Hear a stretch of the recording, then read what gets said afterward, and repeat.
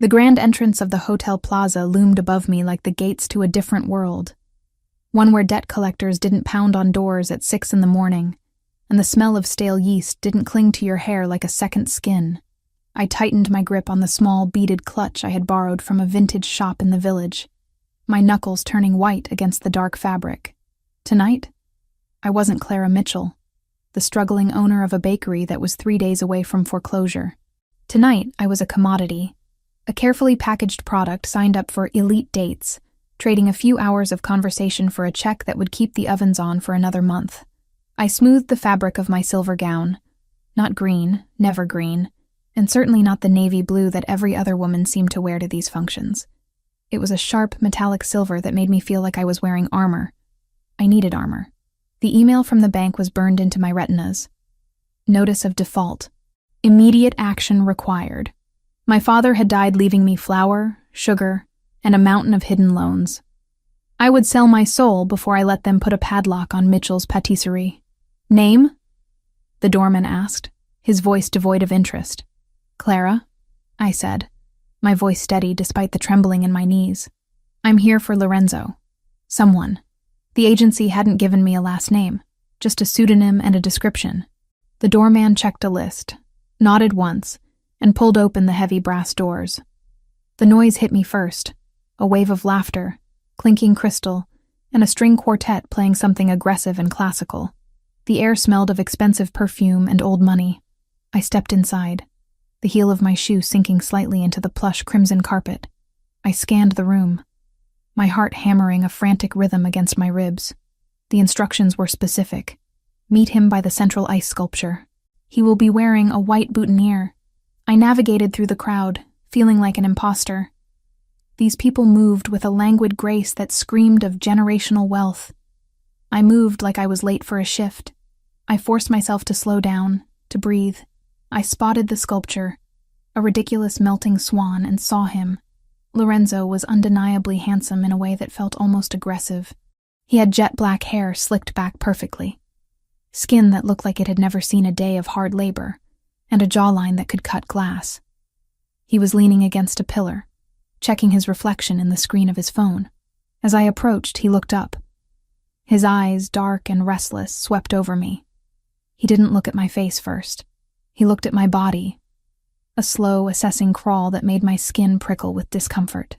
"You must be the bakery girl," he said. His voice was smooth, but there was a jagged edge to it, like a cracked veneer. "Clara," I corrected, extending a hand. "And you must be Lorenzo." He laughed, a short, sharp sound that didn't invite anyone else in. He took my hand, but his grip was clammy, his palm slightly moist. "Lorenzo. Right. That's what they're calling me tonight." He didn't let go of my hand immediately. His thumb rubbed against my knuckles in a way that felt too familiar, too fast. "You clean up nice for someone who plays with dough all day. The agency photos were conservative. This is better." I pulled my hand back, wiping it discreetly against my dress. "Thank you. You have a lovely event here. It's a charity thing. Orphans or whales or something. I don't pay attention to the pamphlet." He winked, leaning in closer than necessary, invading my personal space with a cloud of heavy, musk-based cologne. "I'm just here to make an appearance and spend some money. Speaking of which, you want a drink? You look stiff. Relax, sweetheart. I'm paying for your time, might as well enjoy it." "A water would be fine," I said, trying to keep the grimace off my face. "Water? Boring. I'll get us champagne. Stay here. Don't wander off. I want to parade you around in a bit. Make the old men jealous." He patted my arm, a condescending tap, and turned away, vanishing into the throng of people heading toward the bar. I let out a breath I had been holding for 5 minutes. 2 hours, I told myself. Just survive 2 hours of his arrogant commentary and clammy hands, get the check, and save the bakery. It was a transaction, nothing more. I leaned back against the pillar, closing my eyes for a second to center myself. The music shifted, the quartet stopped, and a full orchestra began to play a waltz. The atmosphere in the room changed, becoming heavier, more charged. "May I?" The voice came from behind me. It was deep, resonant, a baritone that vibrated through the floorboards and straight up my spine. I turned around, expecting to see Lorenzo back with the drinks. It was him, but it wasn't. The man standing before me had the same face, the same black hair, the same sharp jawline, the same height, but everything else was wrong. Or perhaps everything else was terrifyingly right. Where Lorenzo had slouched with arrogant laziness, this man stood with the stillness of a predator waiting in the tall grass. His tuxedo fit him differently, perfectly tailored across broad shoulders that seemed to strain against the fabric. He wasn't wearing a white boutonniere. He wasn't wearing anything unnecessary. But it was the eyes. Lorenzo's eyes had been restless, darting around the room, full of nervous energy. This man's eyes were dark, endless abysses of brown that locked onto mine with a focus so intense it felt like a physical touch. There was no moisture on his brow, no nervous tick in his jaw. He was absolute calm, absolute authority. I blinked, confused.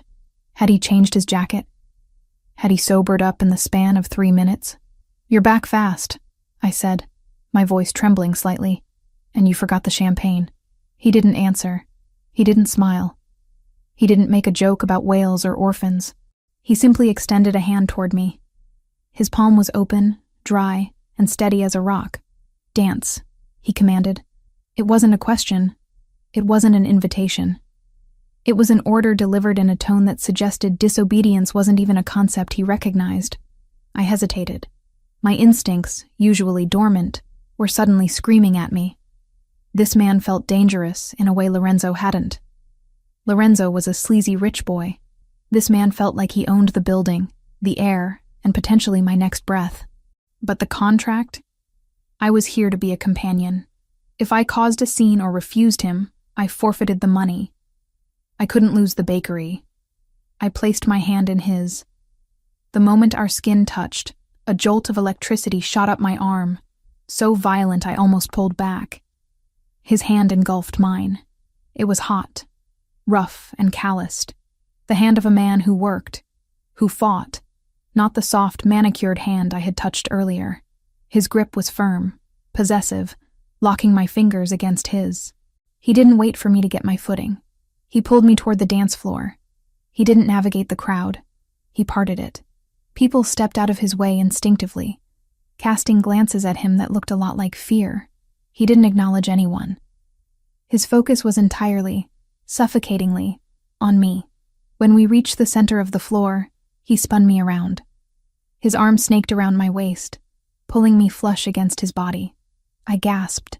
It was improper, far too close for a first dance, far too intimate for strangers. I could feel the hardness of his chest against my breasts, the solid muscle of his thigh brushing mine. He smelled different. The musk cologne was gone, replaced by the scent of rain, expensive scotch, and something sharp like gun oil. "Lorenzo?" I whispered, looking up at him. "You're different." He didn't speak. He began to move, and God, he could move. Lorenzo had walked with a swagger. This man danced with lethal precision. He guided me through the complex steps of the waltz, as if he were controlling my body with his mind. I didn't have to think. I just reacted to the subtle pressure of his fingers on my spine, the shift of his weight. We spun, the room blurring into streaks of gold and crimson around us. The silence between us stretched, thick and heavy. He was staring at me, studying every inch of my face. He looked at my mouth, then my eyes. Then the pulse I knew was fluttering wildly in my throat. It wasn't the lecherous look Lorenzo had given me. This was clinical, intense. Like he was memorizing a map. "Why aren't you talking?" I asked, feeling breathless. "You couldn't stop talking about yourself 5 minutes ago." His eyes narrowed slightly, the first crack in his stoic mask. "Talking is for men who have nothing to say." His voice was deeper, rougher. It scraped against my nerves in the most delicious, terrifying way. "Who are you?" I whispered, the question slipping out before I could stop it. "You're not him. You can't be." He spun me out, the silver fabric of my dress flaring around my legs, and pulled me back in with a snap that brought our faces inches apart. "I am the man holding you," he said low. That is all you need to know. You're hurting me. I lied. He wasn't hurting me. He was holding me together. I felt safer in his arms than I had felt in years, and that terrified me more than the danger radiating off him. I would never hurt you, he said. The conviction in his voice stunned me. It sounded like a vow, but I will not let you go. We continued to dance. A dark island in the middle of the ballroom. I felt the eyes of the room on us, heavy with judgment and curiosity. But he created a force field that kept the world at bay. For the first time in my life, I wasn't worrying about the bills, the oven repairs, the lonely nights. I was just existing, burning in the heat of this stranger's gaze. Then, over his shoulder, I saw movement. I froze. My feet faltered, missing a step. The man holding me corrected my balance instantly, holding me up effortlessly. I stared past him. There, standing near the entrance to the bar, holding 2 glasses of champagne, was Lorenzo. He was pale, ghostly pale. He was staring at us, at me and the man holding me, with an expression of sheer horror. The glasses in his hands were shaking so hard liquid was sloshing over the rims. He took a step back, as if he wanted to run but was glued to the floor by fear. I looked back at the man in my arms. The man with the exact same face. Twins. The realization hit me like a physical blow. The agency hadn't mentioned twins. No one had mentioned twins. You... I stammered, my eyes wide. There are 2 of you. The man didn't look around. He didn't check to see who I was looking at. He knew. Of course he knew.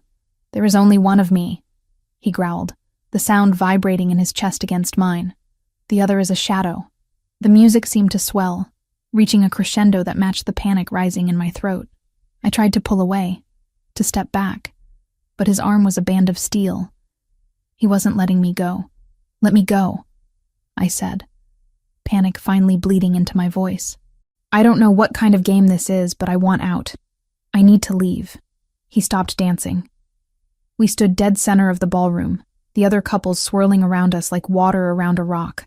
He released my hand but kept his arm around my waist, pulling me even closer until I had to tilt my head back to look him in the eye. He lowered his head, his lips brushing against the shell of my ear. I shivered violently. You entered a game you do not understand, Clara, he whispered.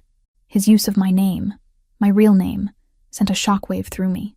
You came here for money. You came here to save a bakery. How do you know that? I gasped. I know everything, he said. He pulled back slightly to look me in the eyes. His gaze was hard, unforgiving, yet strangely possessive. But you made a mistake tonight. A critical error. He tilted his head toward the man by the bar, toward Lorenzo, who looked like he was about to faint. You let him touch you, the stranger said, and his voice dropped an octave, filled with a dark, simmering rage. You let him speak to you. You let him think he could have you. I thought he was my date, I whispered, tears pricking my eyes. I didn't know. Ignorance is not a shield, he said coldly. Then his expression shifted. The hardness remained, but something else flickered in the depths of those dark eyes. Something that looked like ownership. You picked the wrong brother, Bella. Beautiful. The Italian endearment rolled off his tongue like a caress, and a threat intertwined. But now, he continued, his thumb digging into my hip. The mistake is corrected. He didn't wait for me to argue. He didn't ask. He turned us both around, keeping me tucked firmly against his side, his body shielding me from the rest of the room. He began to walk toward the exit. Wait.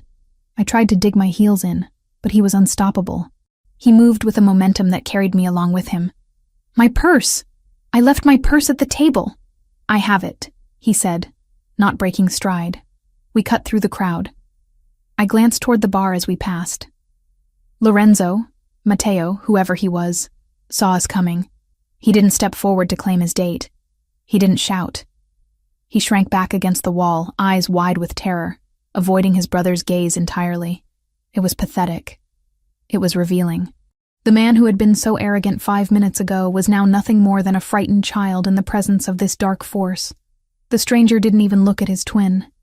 He walked past him as if he were furniture. a complete and total dismissal that spoke volumes about the power dynamic between them. We burst through the heavy brass doors and out into the cool night air of New York City. The noise of the street was a stark contrast to the stifled atmosphere of the ballroom. The doorman scrambled to open the door of a massive black-armored SUV that was idling at the curb, its engine purring like a beast waiting to be unleashed. "Get in," the stranger ordered. I stood on the sidewalk, the cold wind biting through the thin fabric of my silver dress. My mind was racing. Every survival instinct I had was telling me to run, to scream, to call the police. This was kidnapping. This was insane. But then I looked back at the hotel doors.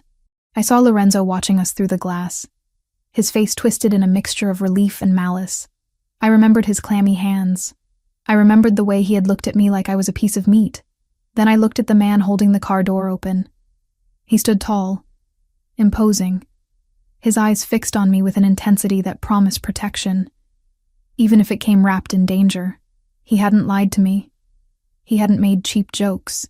He had just taken over. "Clara," he said. It was a command, but it was also an anchor. I looked at the dark interior of the car. I thought about the bakery. I thought about the foreclosure notice. I thought about how tired I was of fighting the world alone. I took a breath, stepped forward, and slid into the leather seat. He followed me instantly, the heavy door slamming shut with a finality that echoed in my chest.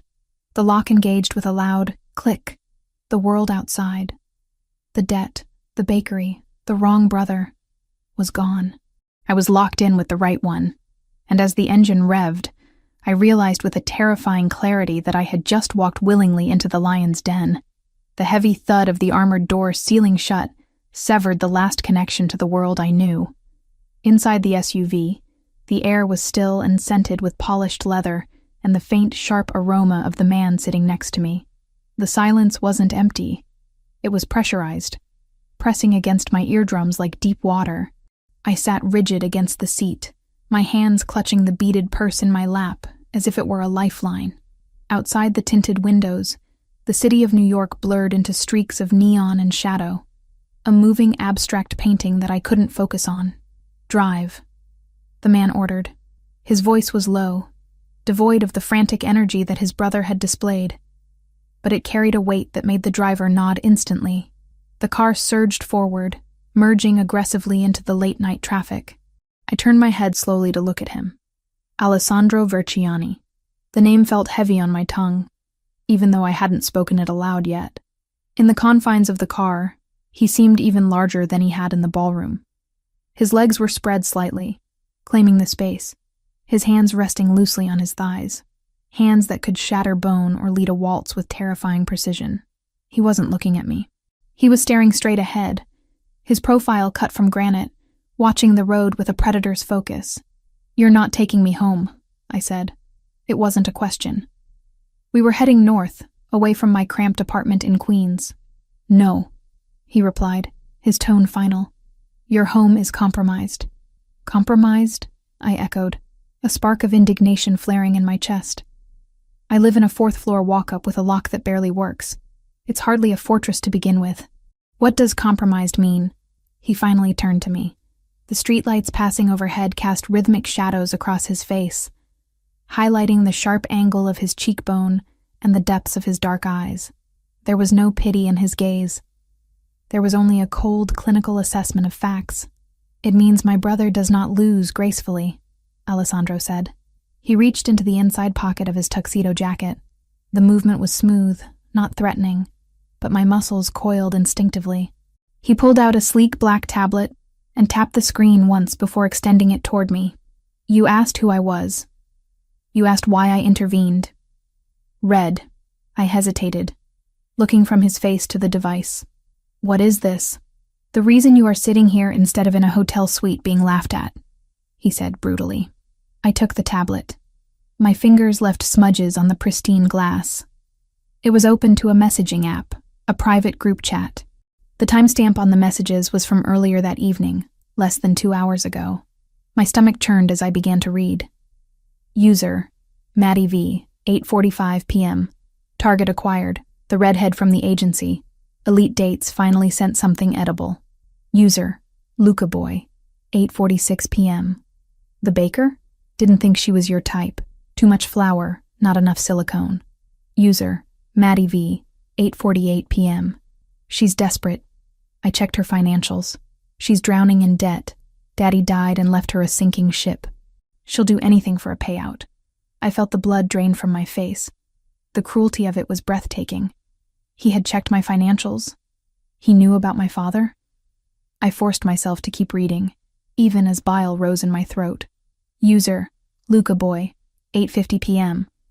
50K says you can't get her to the Plaza Suite before midnight. She looks stiff.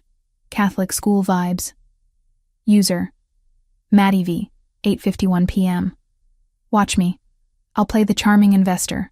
I'll promise to save her little shop. By 11 Sadir, she'll be on her knees, and I'll have the 50K. Easy money. I stared at the last message. Easy money. I wasn't a person to them. I wasn't a woman struggling to keep a family legacy alive. I was a prop, a bet, a way for rich, bored men to pass the time and exchange money they didn't need. The interaction in the ballroom replayed in my mind. Lorenzo's clammy hands, his invasive questions, the way he had looked at me like he was calculating my depreciation value. He hadn't been nervous because he liked me. He had been nervous because he was on a timer. A sound escaped my throat, a harsh, jagged intake of breath. I didn't cry. I refused to cry. Tears were for people who had the luxury of being soft. And I hadn't been soft since the day the bank sent the first foreclosure notice. Instead of tears, a cold, hard rage settled in my stomach. He bet on me, I said, my voice eerily calm. $50,000. Pocket change to him, Alessandro said. He took the tablet back from my unresisting fingers and slid it away. He didn't want you, Clara. He wanted the victory. He wanted to prove he could break something innocent just because he was bored. And you? I looked at him, searching his face for the same cruelty. What do you want? Did you bet against him? Did I just help you win a different pot? Alessandro's jaw tightened. For a moment, the air in the car grew heavy with ozone, the scent of a coming storm. I do not gamble with people's lives. I end the games my brother starts. Why? I demanded. Why me? Why tonight? You could have let him win. You could have walked away. I could have, he admitted. He shifted, turning his body fully toward me. The leather seat creaked under his weight. But then I saw you. I saw you standing there in that silver dress, looking like you were ready to go to war with the world, but terrified you didn't have the ammunition. You didn't belong in his game. You were misplaced. Misplaced, I scoffed, though the word hit closer to home than I wanted to admit. So you rescued the stray dog. I claimed what was being mishandled. He corrected, his voice dropping an octave. The word claimed sent a shiver down my spine that had nothing to do with the air conditioning. Matteo breaks toys. I keep them. I am not a toy, I snapped. No, he agreed. You are not. Which is why I took you out of there before he could turn you into one. The car began to slow down.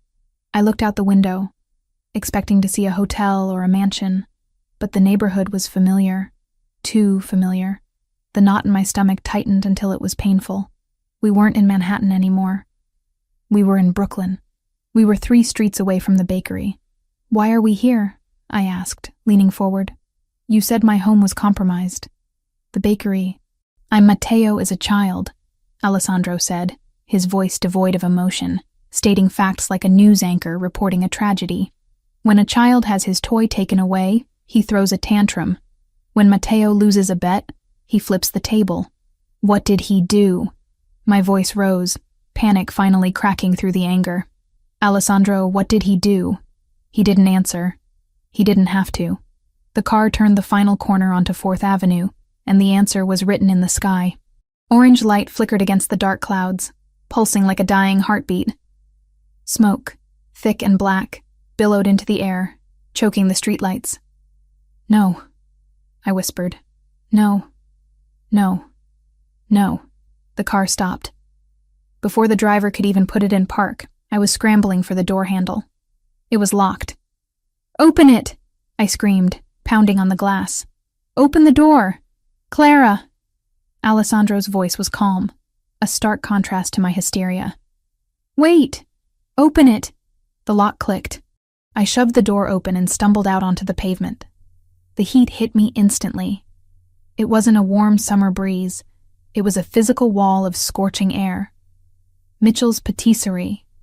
The place where I had taken my first steps, where I had learned to braid dough before I learned to braid my hair, where my father's apron still hung on the hook in the back office, was gone. The front windows had been shattered. Flames were licking up the brick facade, consuming the awning that we had just replaced last year. The closed sign was melting, dripping like wax onto the sidewalk. Firefighters were there, shouting orders, their hoses blasting streams of water that looked pathetic against the roaring inferno.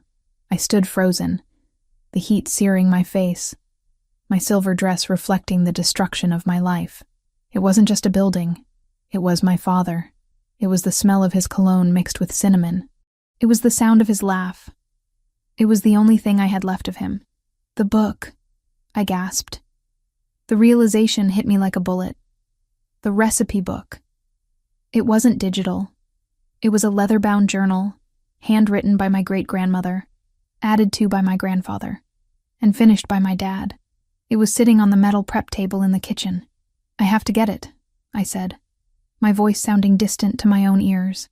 I took a step toward the police line, then another. I broke into a run. Hey! Lady! Get back! A fireman shouted.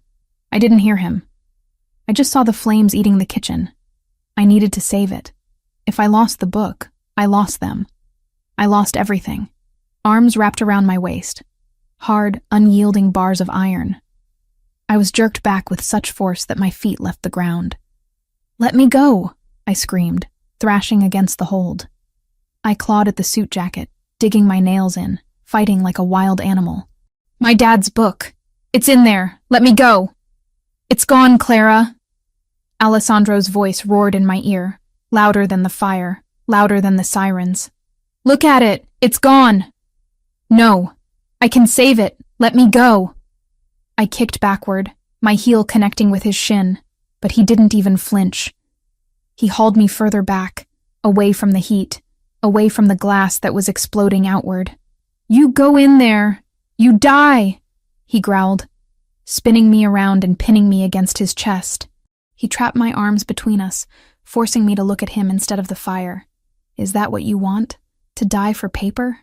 It's not paper, I sobbed, the fight draining out of me as the reality crashed down. It's him. It's all I have left of him. If that burns, he's really dead.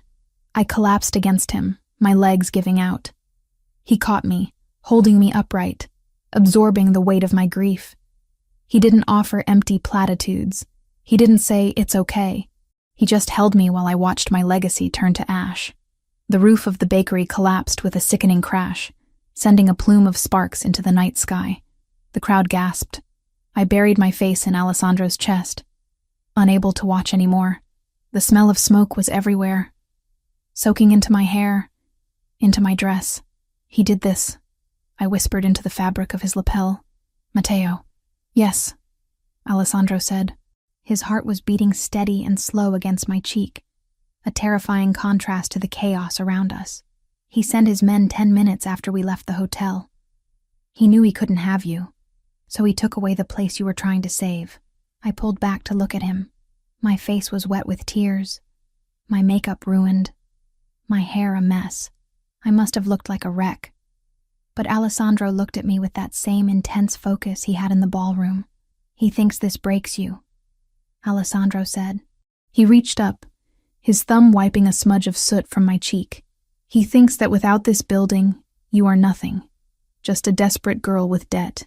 I am, I whispered. I have nothing now.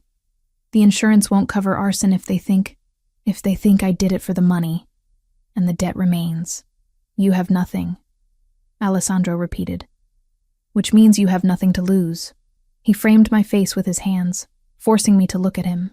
The firelight danced in his dark eyes, making them look like pools of molten lava. Come with me, he said. To where? I asked weakly. To be your mistress? To be another bet? To be my retribution, he said fiercely. I will rebuild this, Clara, brick by brick. I will make it better than it was. I will clear your debt. I will handle the insurance. I will handle Matteo. And what do I have to do? I asked. Nothing in this world was free. I knew that better than anyone. What is the price, Alessandro? You live in my house, he said. You cook in my kitchen. You stay where I can see you, where I can ensure my brother doesn't finish what he started. I looked over his shoulder at the smoldering ruins of the bakery. The sign was gone. The windows were black holes. There was nothing there for me anymore. No home, no job, no safety. Matteo Verciani had stripped me bare in a single hour because his ego had been bruised. I looked back at Alessandro. He was dangerous. He was a criminal. He was the brother of the monster who did this. But he was also the only person standing between me and the abyss. He had offered me a hand when I was drowning. I wiped my face with the back of my hand, smearing the soot, but clearing my vision. The sadness in my chest began to harden into something else. Something cold and sharp. Survival. You promise? I asked, my voice steadying. You promise you'll help me rebuild? I swear on my name, Alessandro vowed. On my blood. I will give you back your legacy. Then take me away from here, I said. I don't want to smell the smoke anymore. Alessandro nodded once. He didn't smile. This wasn't a victory. It was a salvage operation. He shifted his arm to my shoulders, turning me away from the fire, shielding me from the cameras that were starting to flash as the press arrived. Eyes down, he murmured. Don't let them see you cry. You are with me now. We do not cry for the enemy to see. I straightened my spine. I took a deep breath of the tainted air and let it out. I walked beside him back to the car. The driver held the door open. This time I didn't hesitate. I slid inside, the leather seat cool against my feverish skin. Alessandro got in beside me. The door closed, shutting out the sirens, the fire, and the ruin of my past life. To the mansion, Alessandro ordered. As the car pulled away, I didn't look back. I couldn't. I looked at my hands, stained with soot, resting on the expensive silver fabric of my dress. I had lost the bakery. I had lost the book. But as I glanced at the man sitting silently beside me, his knuckles white as he gripped his knee, I realized I had gained something far more volatile. I had gained a weapon, and I was going to use him to make sure Matteo Verciani regretted the day he ever learned my name. Are you hungry? Alessandro asked quietly, breaking the silence after a few blocks. The question was so mundane, so domestic, that it almost made me laugh hysterically. No, I said. I'm not hungry. You will eat, he stated. Shock burns calories, and you will need your strength. For what? He looked at me, and the darkness in his eyes promised violence and salvation in equal measure. For the war we are about to start, he said. I leaned my head back against the seat and closed my eyes. The image of the fire was burned into my eyelids, but the sound of his voice was louder. I was homeless. I was destitute. But for the first time in a long time, I wasn't alone. I had picked the wrong brother for a date, but I had accidentally chosen the right one for a war. And as the city lights faded into the trees of the suburbs, heading toward the Verciani estate, I knew that whatever happened next, I wouldn't be the one burning. The car sped on, carrying us into the darkness, binding our fates together with the ashes of my past. I took a deep breath, inhaling the scent of him, clean, sharp, and dangerous, and let the exhaustion finally take me. I was safe. For tonight, that had to be enough. The silence of the Verciani mansion was heavy, a physical weight that pressed against the eardrums unlike anything I had ever experienced in Brooklyn. In my old apartment, silence was a myth. There was always the hum of the refrigerator, the arguments of the couple next door, the distant siren of a police cruiser. Here, in the sprawling estate nestled in the hills of New Jersey, the silence was absolute. It was the quiet of a museum or a mausoleum. It had been 7 days since the fire. 7 days since I stood on the pavement and watched my father's legacy turn into ash and twisted metal. 7 days since I entered the beast's lair, not as a prisoner, but as a guest with no other options. I stood in the center of the kitchen, a space larger than my entire apartment, and ran my hand over the cold, pristine marble of the island. It was a chef's dream, equipped with a 6-burner Viking range, a walk-in refrigerator, and copper pots that looked like they had never been touched by a flame. That was the problem. This house, much like its master, felt untouched. It was sterile, perfect, and completely devoid of life. Alessandro had given me the East Wing. Your quarters, he had called it, as if we were in a Victorian novel. It had a bedroom with a balcony, a bathroom with a soaking tub deep enough to drown in, and a sitting room I hadn't used. He had provided me with a wardrobe of clothes that fit perfectly, all in muted tones of burgundy, gold, and cream, replacing the soot-stained silver dress I had arrived in. He had been polite, distant, and terrifyingly efficient. But I wasn't a guest. I wasn't a freeloader. And I certainly wasn't going to sit around in silk pajamas waiting for Matteo to finish me off. I checked the time on the industrial clock on the wall. 6 p.m. Alessandro would be home soon. In the week I had been here, I had observed his routine. He left before the sun came up. He returned after the sun went down. He drank black coffee. He rarely ate. The staff, a terrified housekeeper named Maria, and a rotation of stoic security guards, tiptoed around him like he was a sleeping tiger.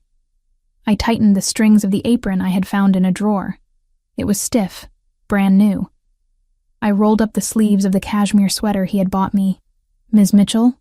I turned to see Maria standing in the doorway, wringing her hands. She looked at me with a mixture of awe and pity. You don't have to cook, miss, she said, her voice a nervous whisper. We have a chef who comes in on weekends to prep meals, or we can order from the city. Mr. Verciani. He doesn't usually sit for dinner. He needs to eat, Maria, I said, pulling a knife from the magnetic strip. It was perfectly balanced, a Japanese steel blade that sang as I tested the edge against my thumb. And I need to work. If I don't do something with my hands, I'm going to lose my mind. But he didn't ask for... I know, I interrupted gently. But this isn't for him. It's for me. Now, where do you keep the shallots? By the time the front door opened an hour later, the kitchen smelled like home. It didn't smell like lemon pledge and emptiness anymore. It smelled of searing beef, reducing wine, and time. I heard his footsteps before I saw him. They were heavy, rhythmic, the sound of expensive leather on hardwood. He stopped in the doorway. I didn't turn around immediately. I was stirring the risotto, watching the arborio rice release its starch, turning creamy and golden with the saffron I had found in the back of the pantry. Something is burning, he said. His voice was rough, tired. Nothing is burning, I corrected, lowering the heat. That is the smell of caramelization. There is a difference. I turned then. Alessandro was standing there, still in his suit, though he had shed the jacket. His white shirt was unbuttoned at the collar, his tie loosened. He looked exhausted. There were shadows under his eyes that hadn't been there the night of the ball. He looked at me, then at the pot on the stove, then back at me. His expression was unreadable. A mask of stone. You are cooking, he stated. I am, I said. I wiped my hands on a towel and leaned against the counter, crossing my arms. We need to talk, Alessandro. About the arrangement. He stiffened slightly. Is the room not to your liking? Do you require something? The room is bigger than my entire childhood home, I said, and the clothes are beautiful. But I'm not a pet. I'm not a charity case. I don't sit around and look pretty while you pay my bills. He walked further into the room, the tension radiating off him in waves. You are not a charity case, Clara. You are a target. Keeping you here is a security measure. It's a cage, I countered. A gilded one. But a cage. And I don't do cages well. My father taught me that you work for what you get. I can't rebuild the bakery if I'm hiding in your East Wing watching Netflix. He stopped in front of the island, placing his hands on the marble. His knuckles were bruised again. Fresh bruises. I wondered whose face had gotten in his way today. What do you propose? He asked, his dark eyes locking onto mine. A trade, I said firmly. I live here. I eat your food. You are handling the insurance and the contractors for the bakery. That costs money. I don't have money, but I have skills. He raised an eyebrow. You want to pay me in pastries? I want to handle your kitchen, I said. Maria is terrified of you. The weekend chef preps bland chicken and leaves. You don't eat. You run on caffeine and adrenaline, and sooner or later, you're going to crash. If I'm going to stay here, I'm going to work. I will run the kitchen. I will cook your meals. I will manage the household supplies. It's a job. You pay off my bakery debt.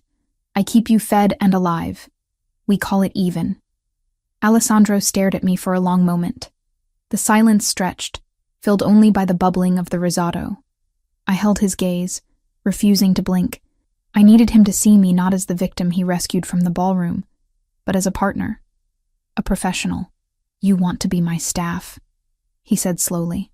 I want to be useful, I corrected, and I want to pay my way. He let out a short breath, almost a sigh. Matteo breaks things, he murmured, more to himself than to me. You try to fix things. Is that a yes? He looked at the stove. What is that smell? Risotto alla Milanese and ossobuco, braised for 3 hours.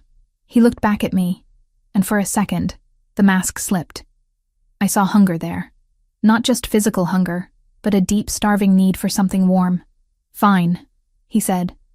It is a deal, but you do not serve me. We eat together. I do not like eating alone. Deal, I said. That night, for the first time in a week, Alessandro ate a full meal. We sat at the small table in the kitchen, not the long, formal dining table that could seat 20. We ate in relative silence, but it wasn't the oppressive silence of the mansion. It was the companionable silence of two people who were tired of fighting the world. I watched him eat, noting the way his shoulders relaxed after the first few bites, the way the tension lines around his mouth smoothed out. It is good, he said simply, after clearing his plate. It's better than good, I replied, taking a sip of wine. It's my recipe. He looked at me, his eyes dark and intense. You are stubborn, Clara Mitchell. I know, I smiled. It's how I survive. Yes, he said softly. I believe it is. The days fell into a routine, a strange domestic routine set against the backdrop of a mafia war. Alessandro would leave early, usually before I was up, but I would leave a travel mug of coffee and a warm pastry on the counter for him. When I came down, the mug was always gone. I spent my days on the phone with insurance adjusters and contractors, calls that Alessandro had set up. He kept his word. The debris of Mitchell's patisserie was cleared within 3 days. The foundation work was scheduled. He wasn't just throwing money at the problem. He was using his influence to cut through the red tape that would have stalled me for months.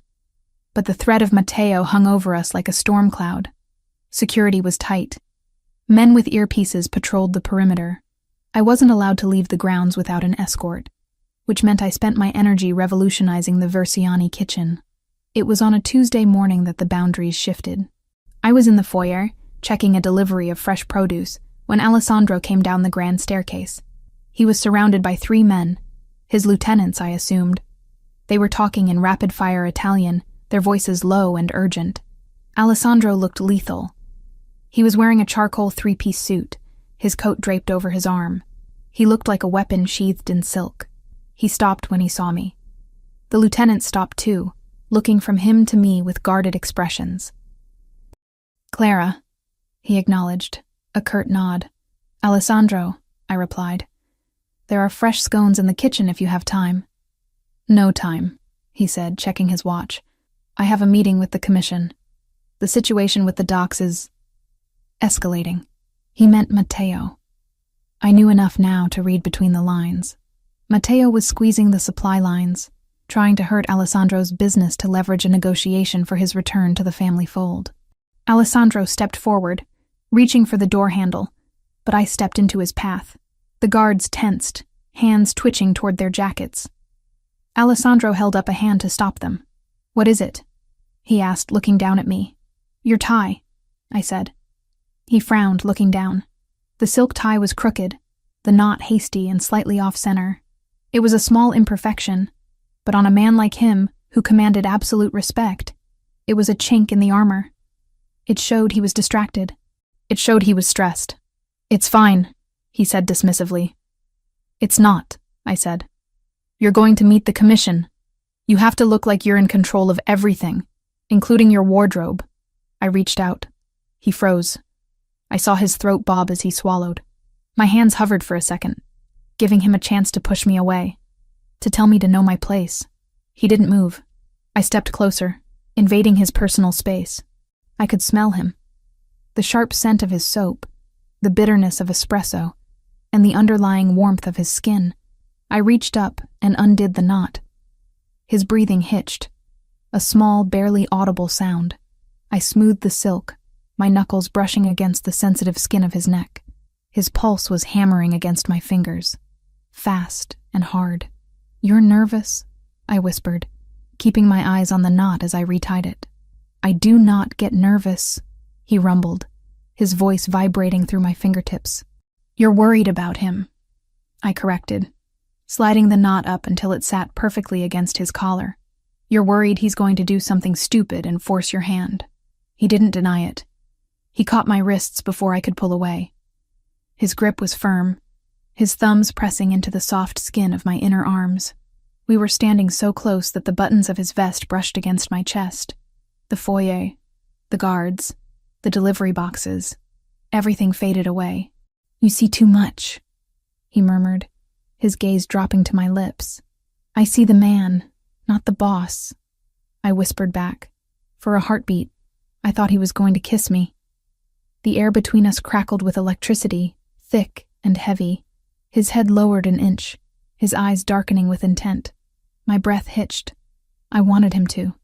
God help me, I wanted the monster to kiss me. Then, the walkie-talkie on one of the guards crackled. Cars are ready, boss. The spell broke. Alessandro released my wrists, stepping back. The mask slammed back into place, but his eyes were still burning. Stay inside today, he ordered, his voice rougher than usual. Do not go into the gardens. Be safe, I said. He looked at me one last time, touched the knot of his tie, and turned on his heel. Let's go. I watched him leave, my heart pounding a frantic rhythm against my ribs. I touched my own wrists where his hands had been. I was in trouble. I was falling for the man who was paying my debts, the man whose brother had burned down my life. And the terrifying part was that he was falling too. But reality has a way of crashing the party. 2 hours later, I was in the library, trying to source a specific type of vintage tile for the bakery floor, when my cell phone rang. It was an unknown number. I hesitated, then answered. Clara Mitchell? Speaking. This is Mr. Henderson from First National Bank. I'm calling regarding the personal loan attached to the bakery property. The one co-signed by your father. My stomach dropped. Yes? I thought everything was being handled. Mr. Versiani's lawyers said the insurance would cover the rebuild. The insurance covers the structure, Ms. Mitchell, the banker said, his voice clipped and cold. It does not cover the outstanding personal debt your father took out against the land 3 years ago. There is a clause in the contract. In the event of catastrophic destruction of collateral, the bank has the right to call in the full amount of the loan immediately to mitigate risk. Call in. I gripped the phone tighter. How much? $150,000. Due by close of business tomorrow. Tomorrow? I laughed, a shrill, panicked sound. I don't have that kind of money. You know I don't. The bakery burned down. I have nothing.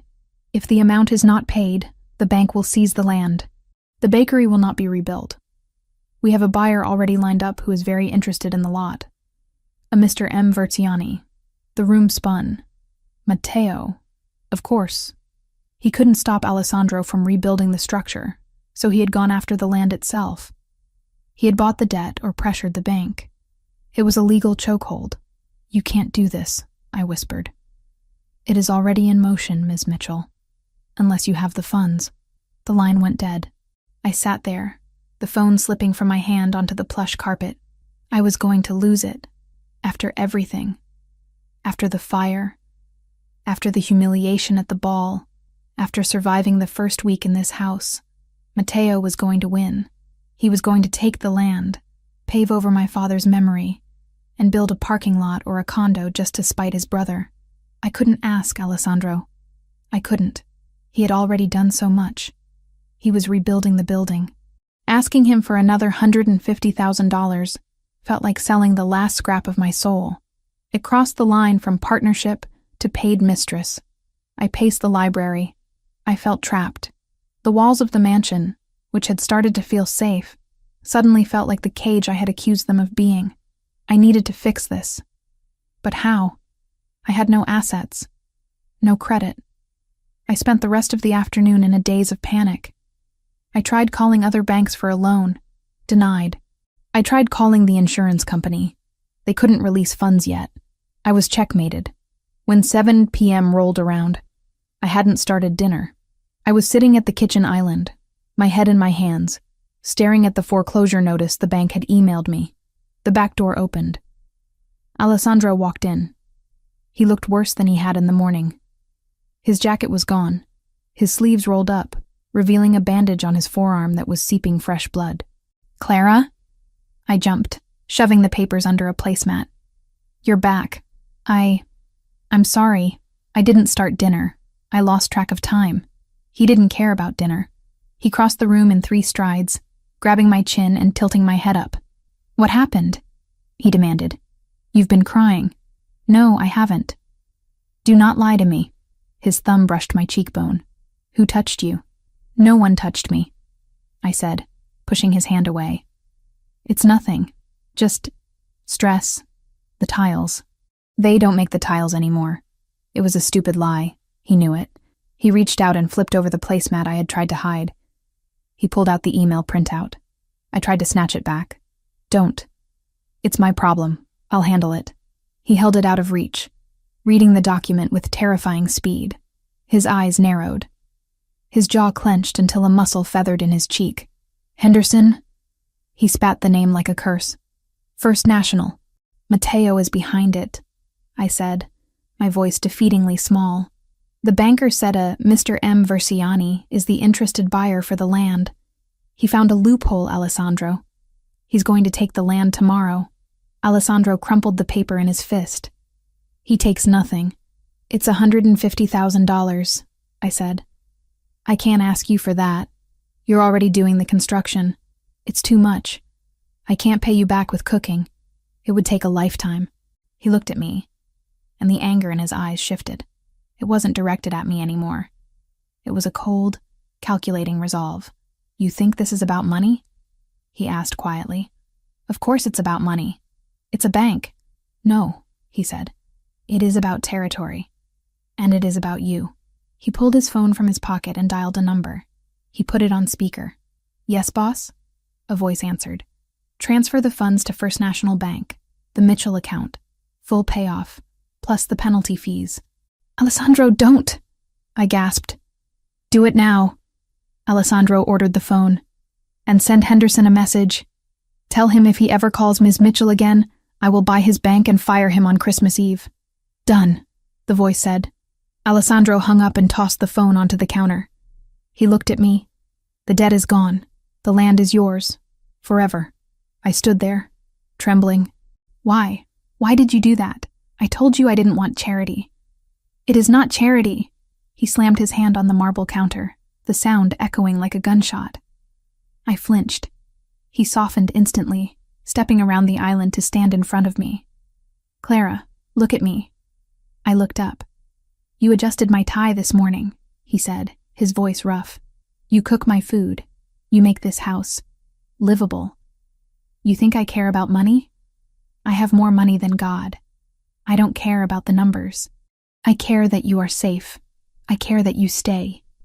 I stay. If you lose the land, you run," he said. "I know you. You are proud. If the bakery is gone, you will pack your bags and disappear to start over somewhere else where you don't feel like a failure. And He hesitated, struggling with the words. "I do not want you to disappear."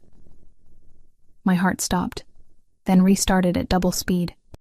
"You paid $150,000 so I wouldn't leave?" "I paid it to secure my assets," he said, retreating behind his wall of logic. But his eyes betrayed him. "You are essential to the operation of this household." I looked at him. this powerful, broken, dangerous man who threw money at problems because he didn't know how to use words. He had saved my father's legacy not because of the bread, but because he wanted to keep me. I shouldn't have been happy. I should have been offended. But I wasn't. I was grateful. And more than that, I was moved. "I'm not going anywhere," I whispered. He let out a breath, his shoulders sagging. "Good. Now. Is there food? Or do I have to eat the raw ingredients?" I laughed, a wet, teary sound. "Sit down. I'll make something fast." "No," he said. "I will wait. Make the thing you were planning. What is it called? The eggplant thing. Melanzana alla parmigiana?" I asked, surprised. "That takes time. It's comfort food. I have time," he said, pulling a stool up to the island. He watched me as I moved to the fridge. "And I think I need comfort." I pulled out the eggplants, the mozzarella, the basil. I started to slice, the rhythm of the knife soothing my frayed nerves. Alessandro sat there watching me, his presence a heavy, protective weight. "It was my mother's favorite," he said suddenly, his voice low. I paused, knife hovering. "The melanzane?" "Yes. She used to make it on Sundays."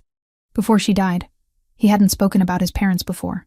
Matteo, he hated it. He wanted steak. But I loved it. I looked at him, realizing the gift he was giving me. He was opening a door. He was letting me in. "Then I'll make it perfect," I promised. I cooked. He watched. We drank wine. The panic of the afternoon faded, replaced by the scent of frying eggplant and simmering tomato sauce. When I finally pulled the bubbling dish from the oven, the cheese golden and crisp, the look on his face was worth every cent of the debt he had paid. We ate straight from the casserole dish, burning our mouths, sitting side by side on the stools. "Thank you," I said quietly, after we had finished. "For the bank. For the land." He reached out and covered my hand with his. His thumb traced the line of my knuckles. "You picked the wrong brother at the ball, Clara. But you are the only one who knows how to feed the right one." I turned my hand over, interlacing our fingers. "I think I picked the right one." He froze. Then, he brought my hand to his lips, kissing the center of my palm. It was an intimate reverence gesture that made my toes curl. "Be careful, tesoro. My treasure," he whispered against my skin. "If you say things like that, I might never let you leave. Maybe I don't want to." I breathed. He looked at me with a hunger that had nothing to do with food. But before he could act on it, before the magnetic pull between us could snap, his phone rang. He ignored it. It rang again, and again. He growled, releasing my hand to snatch the phone. He looked at the screen, and his face went cold. The warmth of the dinner evaporated instantly. "What?" He barked into the phone. He listened for a moment, his eyes locking onto mine. They were no longer the eyes of the man who missed his mother's cooking. They were the eyes of the Mafia boss. "I'm on my way," he said. He hung up and stood, buttoning his shirt, reaching for his jacket. "What happened?" I asked, standing up too. "Matteo," he said. "He knows I paid the debt. He knows he lost the land. And he just put a hit out on the contractors," Alessandro said, checking the gun holstered at his side. "He's trying to stop the construction by force." He walked to the door, then stopped and looked back at me. "Lock the doors, Clara.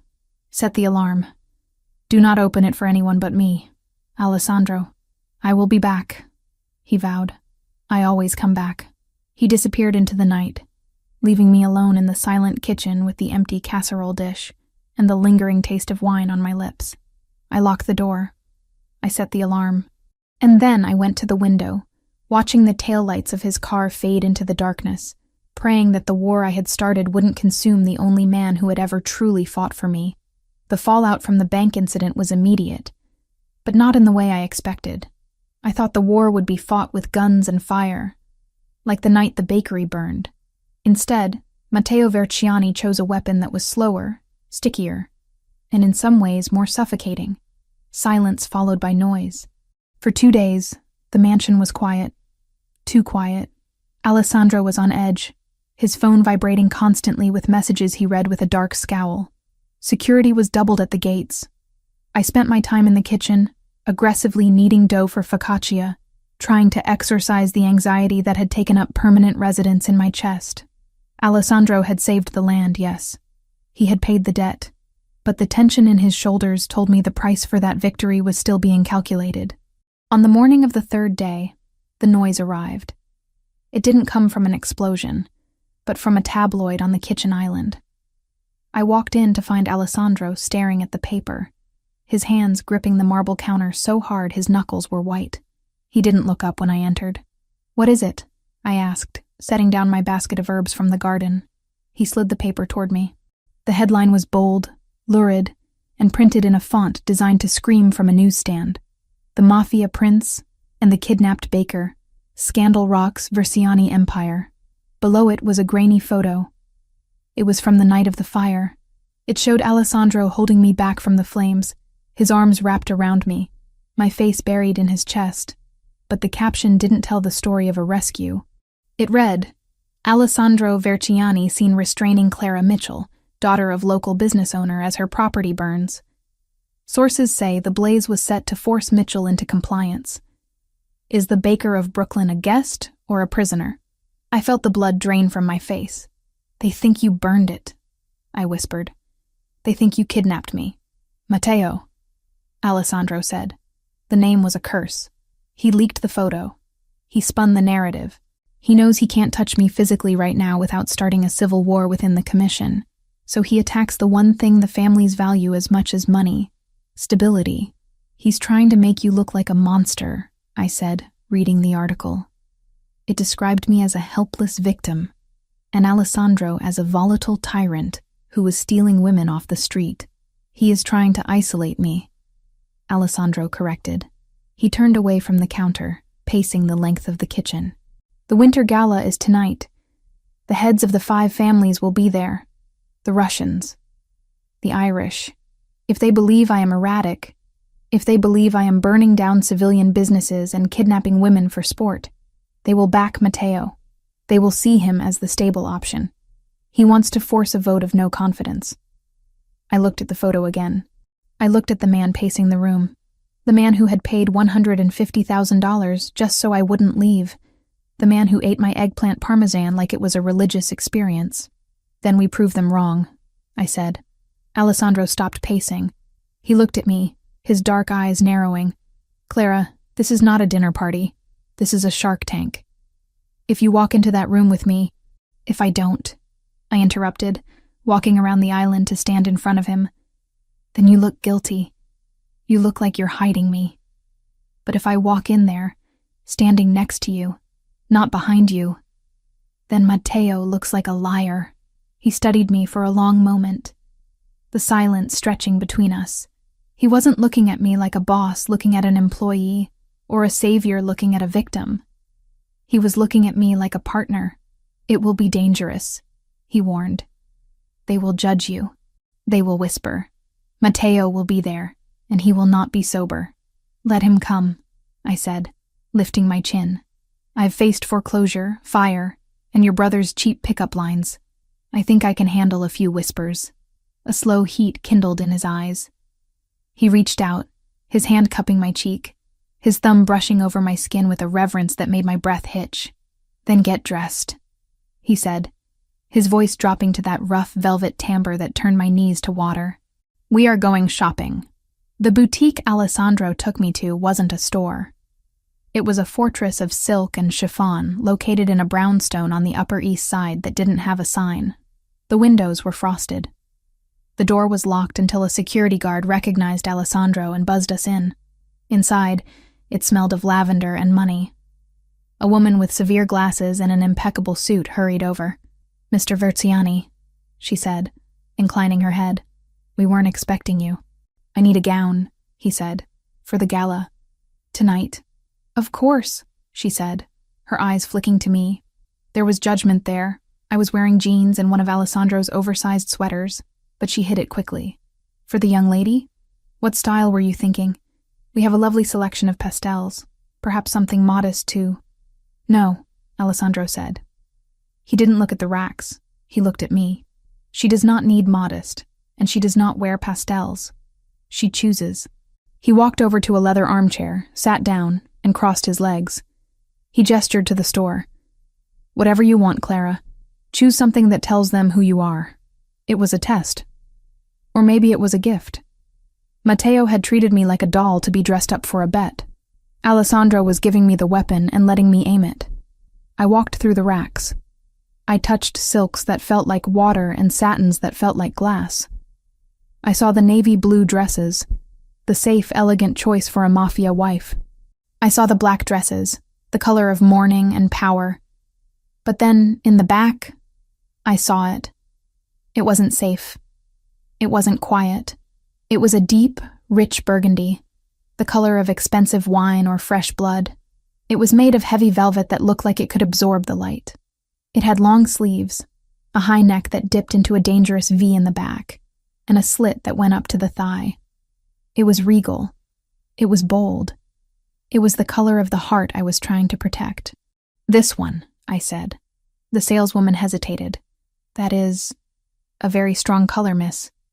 It is from the vintage collection. It might be too heavy for— Try it on, Alessandro said from his chair. His eyes were fixed on the dress, and I saw a flash of hunger there that he didn't bother to hide. 10 minutes later, I stepped out of the dressing room. The velvet hugged every curve of my body, heavy and protective. The color made my pale skin look luminous, and my red hair look like fire. I had pinned my hair up loosely, letting a few strands fall to frame my face. I wasn't wearing the silver jewelry I had worn to the plaza. I was wearing nothing but the dress and the gold heels the assistant had found. I walked to the pedestal and turned to the mirror. For the first time in weeks, I didn't see the tired girl who cried over bills. I saw a woman who had survived a fire. I looked at Alessandro in the reflection. He had stood up. He was staring at me with an intensity that made the air in the room feel thin. He walked toward me slowly, like he was approaching a wild animal he intended to capture. He stopped right behind me, his dark eyes locking with mine in the glass. Burgundy, he murmured, his voice rough. The color of kings. Do you like it? I asked, my voice barely a whisper. He placed his hands on my shoulders, his thumbs rubbing against the velvet. The heat of his palm seeped through the heavy fabric, branding me. I think, he said, leaning down so his breath ghosted against my ear, that if you walk into the gala wearing this, no one will be looking at Matteo. He reached into his pocket and pulled out a velvet box. He opened it to reveal a necklace, a simple, heavy gold chain with a single blood-red ruby teardrop. Alessandro, I breathed. I can't. That looks— It was my grandmother's, he said, fastening it around my neck. The cold metal settled against my skin, the ruby resting in the hollow of my throat. She wore it when she took over the business after my grandfather died. It is a symbol, Clara. It means you are under my protection. He turned me around to face him. His gaze swept over my face, the dress, the necklace. You look like a queen, he said.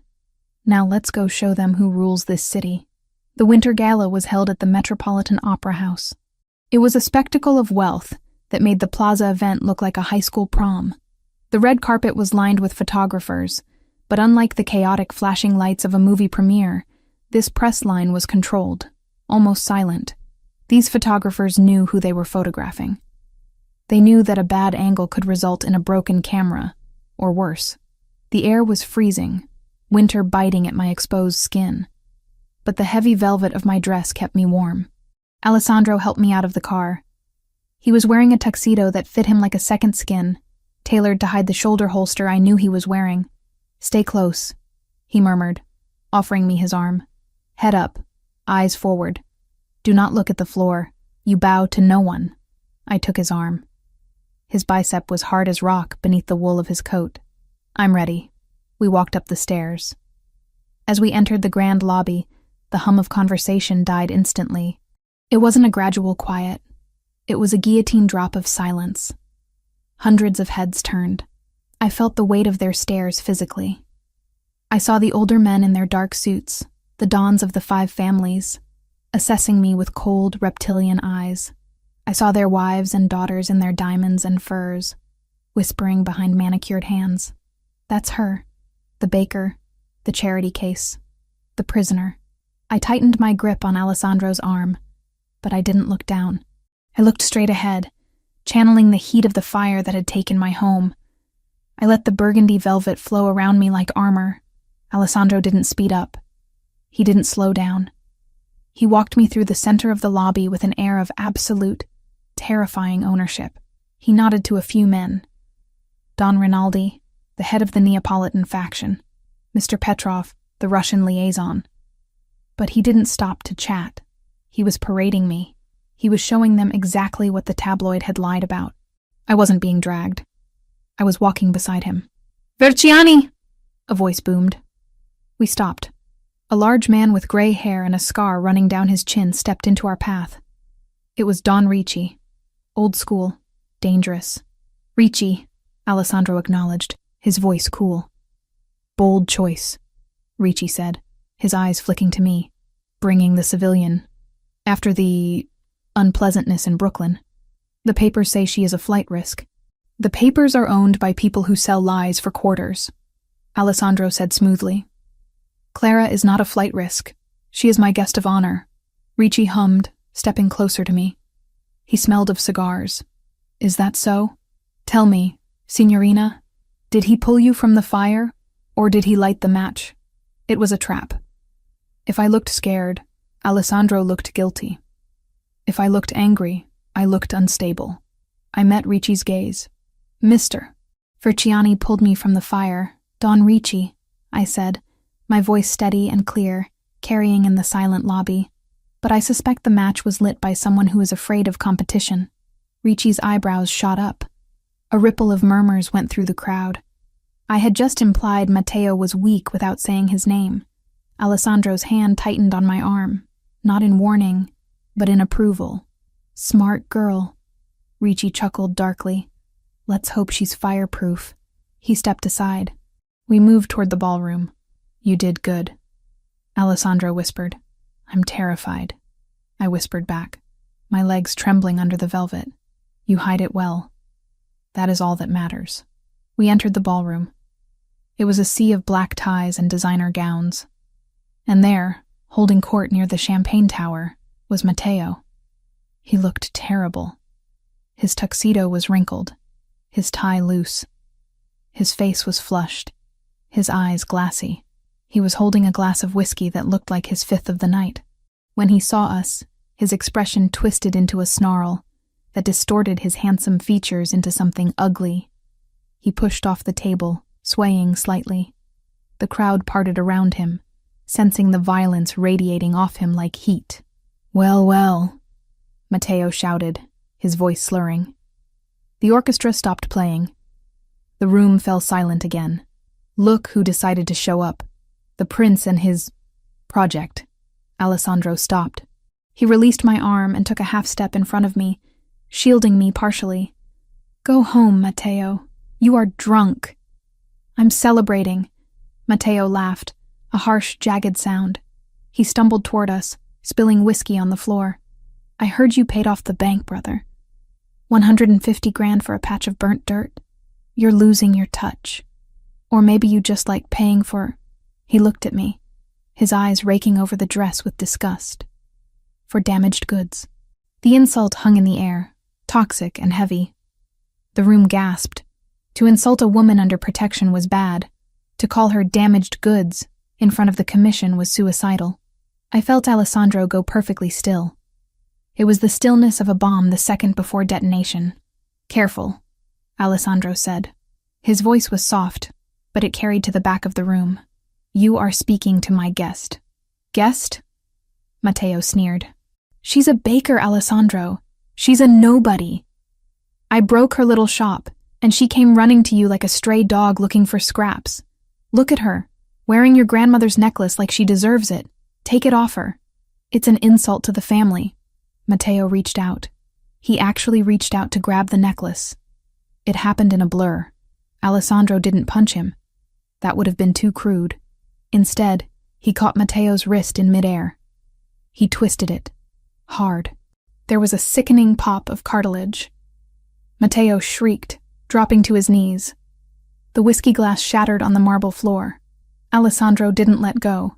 He held Matteo there, kneeling in the glass and the spilled alcohol, forced to bow before us. "You do not touch her," Alessandro said. He wasn't shouting. He was pronouncing a sentence. "You do not look at her. You do not speak her name." "You're crazy," Matteo gasped, clutching his wrist. "She's nothing. She's just a bet I lost." Alessandro released him with a shove that sent Matteo sprawling backward. Then, Alessandro turned. He didn't look at his brother. He looked at the crowd. He looked at the dons, the wives, the rivals. He walked to the stage where the orchestra was waiting. He took the microphone from the stand. The feedback whined for a split second, then silence. He looked out at the room, searching until his eyes found mine. I stood alone in the center of the floor, the burgundy dress blazing like a beacon. "There have been rumors," Alessandro said, his voice amplified, filling the cavernous hall. "Rumors that the Versiani family is unstable. Rumors that I am acting without reason." He paused. "Let me be clear. The fire in Brooklyn was an act of cowardice committed by a man who cannot accept defeat. It was an attack on a civilian." He stepped off the stage and walked toward me. The crowd parted like the Red Sea. He didn't stop until he was standing right in front of me. He took my hand, the one that wasn't trembling, and raised it. "Clara Mitchell is not a prisoner," Alessandro declared, his voice ringing with power. "She is not a victim. She is under the personal protection of the Versiani head of family. This means that her debt is my debt. Her enemies are my enemies. And her safety?" He looked at Matteo, who was being helped up by 2 embarrassed security guards. "Is my only priority." Alessandro looked back at me. "Anyone who disrespects her, disrespects me. Anyone who touches her, declares war on me. And I have never lost a war." He brought my hand to his lips and kissed the knuckles, right over the spot where I had burned myself on the oven rack days ago. It wasn't a showy kiss. It was a seal. A blood pact made in front of 500 witnesses. "Get him out of here," Alessandro ordered the security team, gesturing to Matteo. "He is no longer welcome at family events." "You can't do this," Matteo screamed as the guards grabbed his arms. "I'm your blood. She's just a girl." "She is a queen," Alessandro said coldly. "You are a drunk." They dragged Matteo out. The doors closed behind him, cutting off his shouts. The silence that followed was terrified, reverent. Alessandro looked at me. "Are you all right?" he whispered, away from the microphone. I looked at him. My heart was pounding so hard I thought it would bruise my ribs. He had just claimed me. Not in secret, not in a car, but in front of the entire world that mattered to him. He had exiled his own brother for me. "I'm fine," I breathed. "I'm better than fine." "Good," he said. "Because I need air." He took my elbow and guided me not back to the crowd, but toward the French doors that led to the terrace. The crowd stepped back, bowing their heads slightly as we passed. They weren't looking at the baker anymore. They were looking at the boss's woman. We stepped out onto the stone balcony. The winter air hit us instantly, freezing and sharp, but after the heat of the ballroom, it felt clarifying. The city lights of Manhattan sprawled out before us, a grid of gold and diamonds. Alessandro walked to the stone railing and gripped it, staring out at the city. I watched him. I saw the way his chest heaved, the way the adrenaline was slowly bleeding out of him, leaving him raw. I walked over and stood next to him. I didn't say anything. I just placed my hand over his on the cold stone. He turned his hand over and gripped mine, lacing our fingers together. "I didn't plan the speech," he admitted, his voice low. "It was a good speech," I said. "A bit dramatic, but effective." He let out a short, dry laugh. "I broke his wrist. My mother would be ashamed." "Your mother would be proud that you stood up for someone who couldn't stand up for themselves," I said softly. "Matteo he was going to hurt me, Alessandro. Not physically, maybe, but he wanted to strip me of my dignity. He wanted to make me feel small. He succeeded with the fire," Alessandro said. "I wasn't going to let him succeed tonight." He turned to face me, blocking the wind with his body. He looked down at the necklace, his grandmother's necklace, resting against my skin. "You asked me once why I intervened," he said. "Why I took you from the ball. Why I paid the debt. You said it was to secure your assets," I reminded him. I lied. The wind whipped a strand of hair across my face. He reached out and tucked it behind my ear, his fingers lingering on my jaw. His touch was hot, searing against the winter chill. "I did it because I wanted to," he confessed, the words torn from him. "I did it because when I saw you in that silver dress, dancing with a man who didn't deserve to breathe the same air as you, I felt something I haven't felt in 10 years. "What?" I whispered, my breath misting in the air between us. "Possessive," he said. "Territorial. Alive." He stepped closer, eliminating the space between us.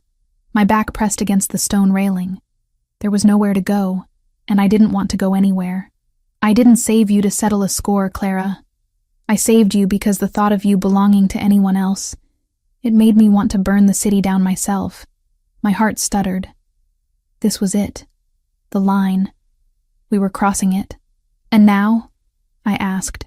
"Everyone inside thinks I belong to you now. They think I'm yours." He looked at me, his eyes dark and endless, filled with the reflection of the city lights and a hunger that could consume worlds. "Let them think," he whispered, leaning down until his lips were hovering millimeters from mine. "But tell me, Clara, do they think right?" I looked at the man who had rebuilt my life from the ashes. The man who had faced down his own blood to protect my honor. The man who made me feel like a queen in a velvet dress. I reached up, tangling my fingers in the hair at the nape of his neck. "Yes," I breathed. He didn't hesitate. He crashed his mouth down on mine. It wasn't a gentle kiss. It was a collision. It was fire and ice, velvet and steel. It was the taste of danger and the promise of safety. He kissed me like he was starving, and I kissed him back with everything I had. All the fear, all the gratitude, all the anger at the world, pouring it into him. His arms wrapped around me, lifting me slightly off the ground, crushing me against his chest. I felt the gun holster under his jacket, the hard muscle of his chest, the frantic beating of his heart that matched my own. For a moment, on that balcony, there was no Mafia, no debt, no Matteo. There was just us, the baker and the boss, rewriting the rules of the game. When he finally pulled back, we were both gasping for air. His forehead rested against mine. "Let's go home," he growled. "Yes," I said. "Let's go home." But as we turned to leave the terrace, a shadow moved in the corner of my vision. A flicker of movement from the street below. I looked down, but there was nothing there. Just the empty street and the waiting cars. I shivered, but Alessandro wrapped his coat around my shoulders, pulling me into his side.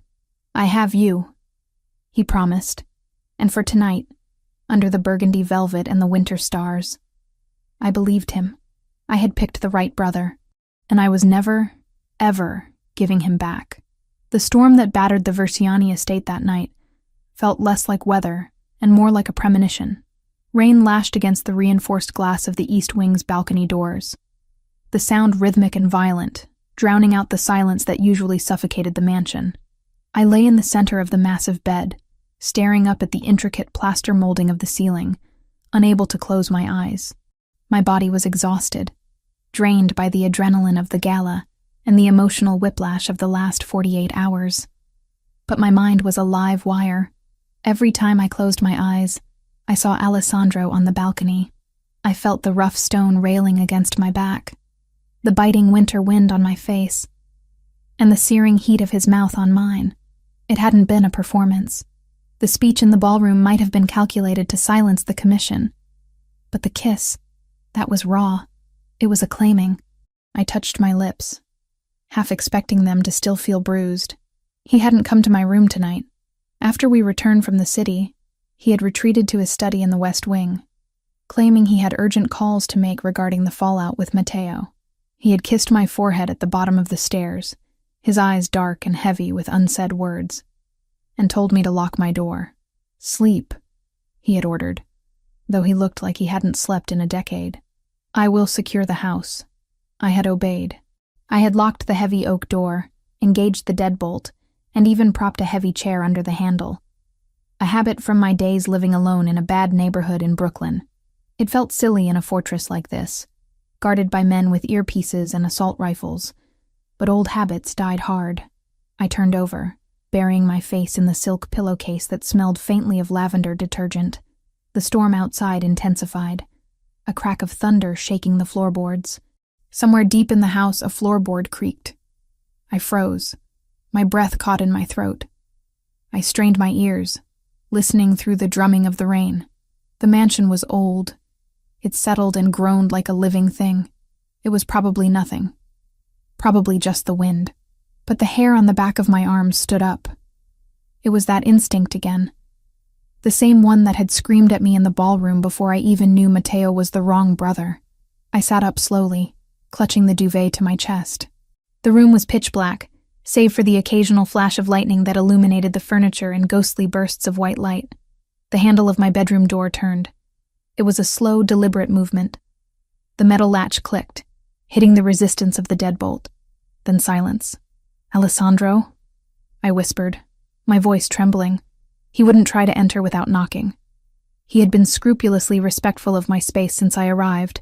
He treated the East Wing like a sanctuary he wasn't allowed to violate. There was a pause. Then, a scratching sound. Metal on metal. It sounded like a pick working the lock. My heart hammered against my ribs. Security had the master keys. Alessandro had the key. No one needed to pick a lock in their own house. I scrambled out of bed, my bare feet silent on the plush carpet. I didn't run to the door. I ran to the bedside table. I opened the drawer with shaking hands and pulled out the taser Alessandro had given me 3 days ago. "It is not a toy," he had said, pressing the cold plastic into my palm. "It delivers 50,000 volts. If anyone touches you who isn't me, you use it. You do not hesitate." I gripped the weapon, flipping the safety off. The small red light blinked to life in the darkness. The deadbolt slid back with a heavy thud. I backed away toward the balcony, putting the heavy armchair between me and the door. The chair I had propped under the handle scraped against the floor as the door was pushed open. A figure stepped into the room. Lightning flashed, illuminating him for a split second. It was Alessandro. He was wearing the same black dress shirt he had worn earlier, unbuttoned at the top, sleeves rolled up. His hair was messy, wet, as if he had been out in the rain. He stood in the doorway, his silhouette imposing, filling the frame. I lowered the taser slightly, relief washing over me so intensely it almost made my knees buckle. "Alessandro," I breathed, letting out a shaky laugh. "You scared me. Why did you pick the lock?" I would have opened it. He didn't answer. He stepped into the room, closing the door behind him softly. The click of the latch sounded like a gunshot in the quiet room. "I didn't want to wake you," he whispered. His voice was a low rumble, barely audible over the storm. He walked toward me, his movements fluid, but strange. There was a heaviness to his step, a lack of that precise, predatory grace I had come to associate with him. "It's late," I said, confusion creeping back in. "Is everything okay? Did something happen with the commission?" "Everything is fine," he murmured. He was closer now, rounding the foot of the bed. I needed to see you. I needed to know you were still here." It was exactly what I wanted to hear. It was the vulnerability I had seen on the balcony. So why was every nerve in my body screaming danger? He reached out for me. "Come here, Clara." I took a step forward, drawn by the pull he always had on me. But as I moved, the air shifted. He was close enough now that I could smell him. I stopped dead. Alessandro smelled of expensive scotch, rain, and clean linen. It was a sharp, cold scent. The man standing 3 feet away from me smelled of stale bourbon, sweat, and a cloying cheap cologne that tried to mask the odor of unwashed skin. It wasn't him. The realization hit me with the force of a physical blow. The silhouette was right. The height was right. The voice was a terrifyingly close mimicry. But the smell was wrong. "You're not Alessandro," I whispered, horror icing my veins. The figure froze. A flash of lightning lit up the room again, longer this time. It illuminated his face. It was Alessandro's face. The same bone structure, the same dark eyes. But the expression was twisted, manic. The eyes weren't stoic and controlled. They were bloodshot and wild, dancing with a chaotic malice. Matteo. He grinned, and it was a grotesque parody of his brother's rare smiles. Smart girl. Matteo hissed, dropping the whisper. His voice was slurred, wet with alcohol. You always were too smart for your own good. That's what he likes about you, isn't it? The brain, the little fire. How did you get in here? I demanded, backing away until my legs hit the chair. I kept the taser hidden behind the fold of my silk robe. The security, the alarms, the tunnel. Matteo laughed, a low, ugly sound. He took another step toward me, his movements jerky. Did he forget to tell you? The old wine cellar has a delivery hatch that leads to the old Prohibition tunnels. We used to play hide and seek down there when we were kids.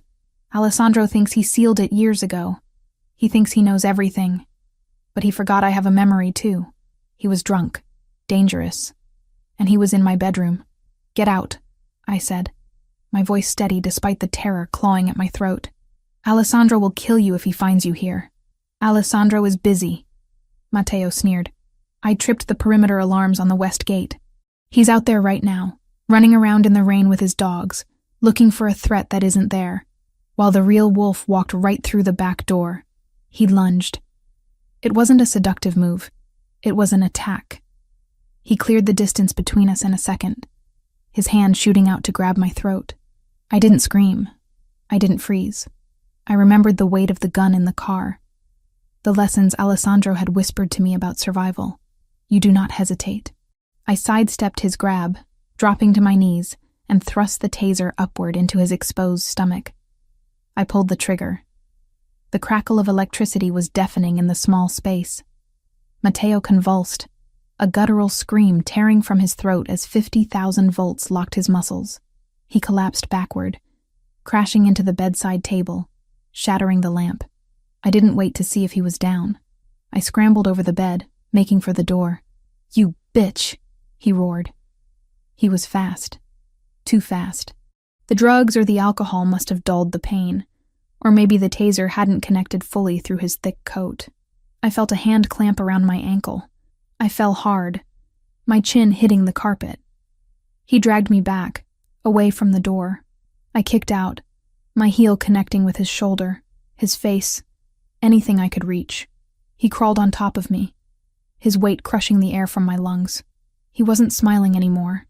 His face was a mask of pure, unadulterated hatred. You think you're special? He spat, saliva hitting my cheek. He pinned my wrists above my head with one hand.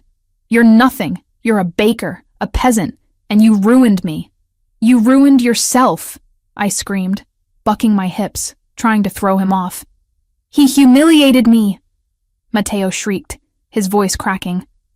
In front of the commission, he broke my wrist. He took my birthright, and he did it for you. He reached into his boot with his free hand. Metal flashed in the darkness. A knife. A serrated hunting knife. If I can't have the family, Matteo whispered, pressing the cold blade against the pulse of my neck. Then he doesn't get to have the girl. I stared up at him, at the eyes that were so like Alessandro's but completely empty of his soul. I knew with absolute certainty that he was going to kill me. Not for money, not for a bet, but because I was the only thing he could break to hurt his brother. Do it, I gasped, staring him down. But he will hunt you to the ends of the earth. Let him come.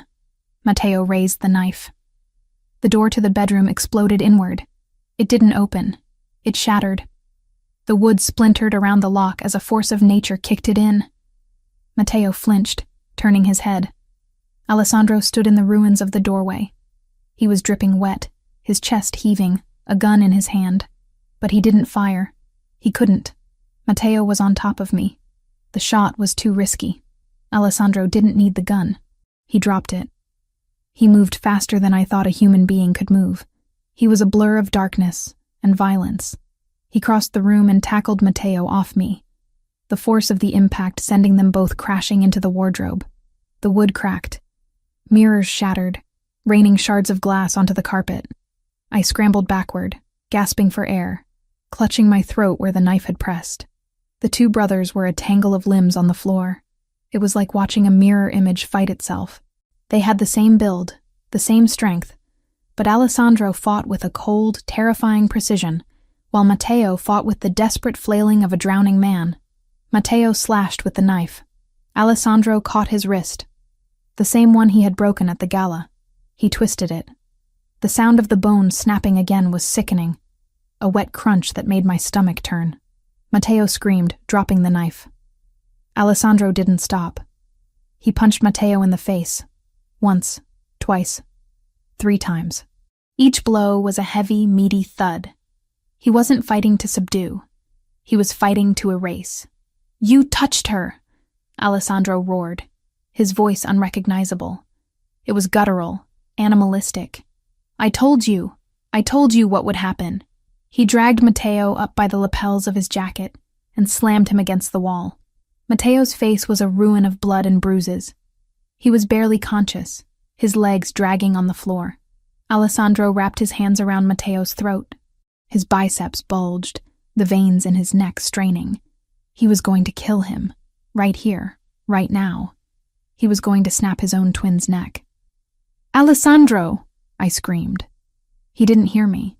His eyes were fixed on his brother's face, wide and unseeing, lost in the red haze of berserker rage. "Die," Alessandro whispered. "Just die." Matteo clawed feebly at Alessandro's hands, his eyes rolling back in his head. I couldn't let this happen. Not because I cared about Matteo.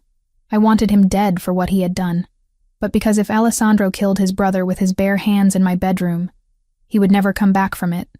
It would destroy the part of him that was still human. It would make him exactly what Matteo claimed he was. A monster. I scrambled to my feet, ignoring the glass cutting into my bare soles. I ran to them. I didn't pull on Alessandro's arm. I knew I couldn't move him. I placed my hands on his face. "Alessandro!" I shouted, forcing him to look at me. "Look at me!" He didn't blink. His grip tightened. Matteo made a choking, gurgling sound. "Alessandro, stop!" I pleaded, pressing my forehead against his cheek. I could feel the heat radiating off him, the tremors of rage shaking his massive frame. "He's defeated. It's over. Don't do this. He touched you." Alessandro rasped, his eyes still locked on Matteo. "He held a knife to your throat. And he failed." I said firmly. "I'm alive. I'm right here.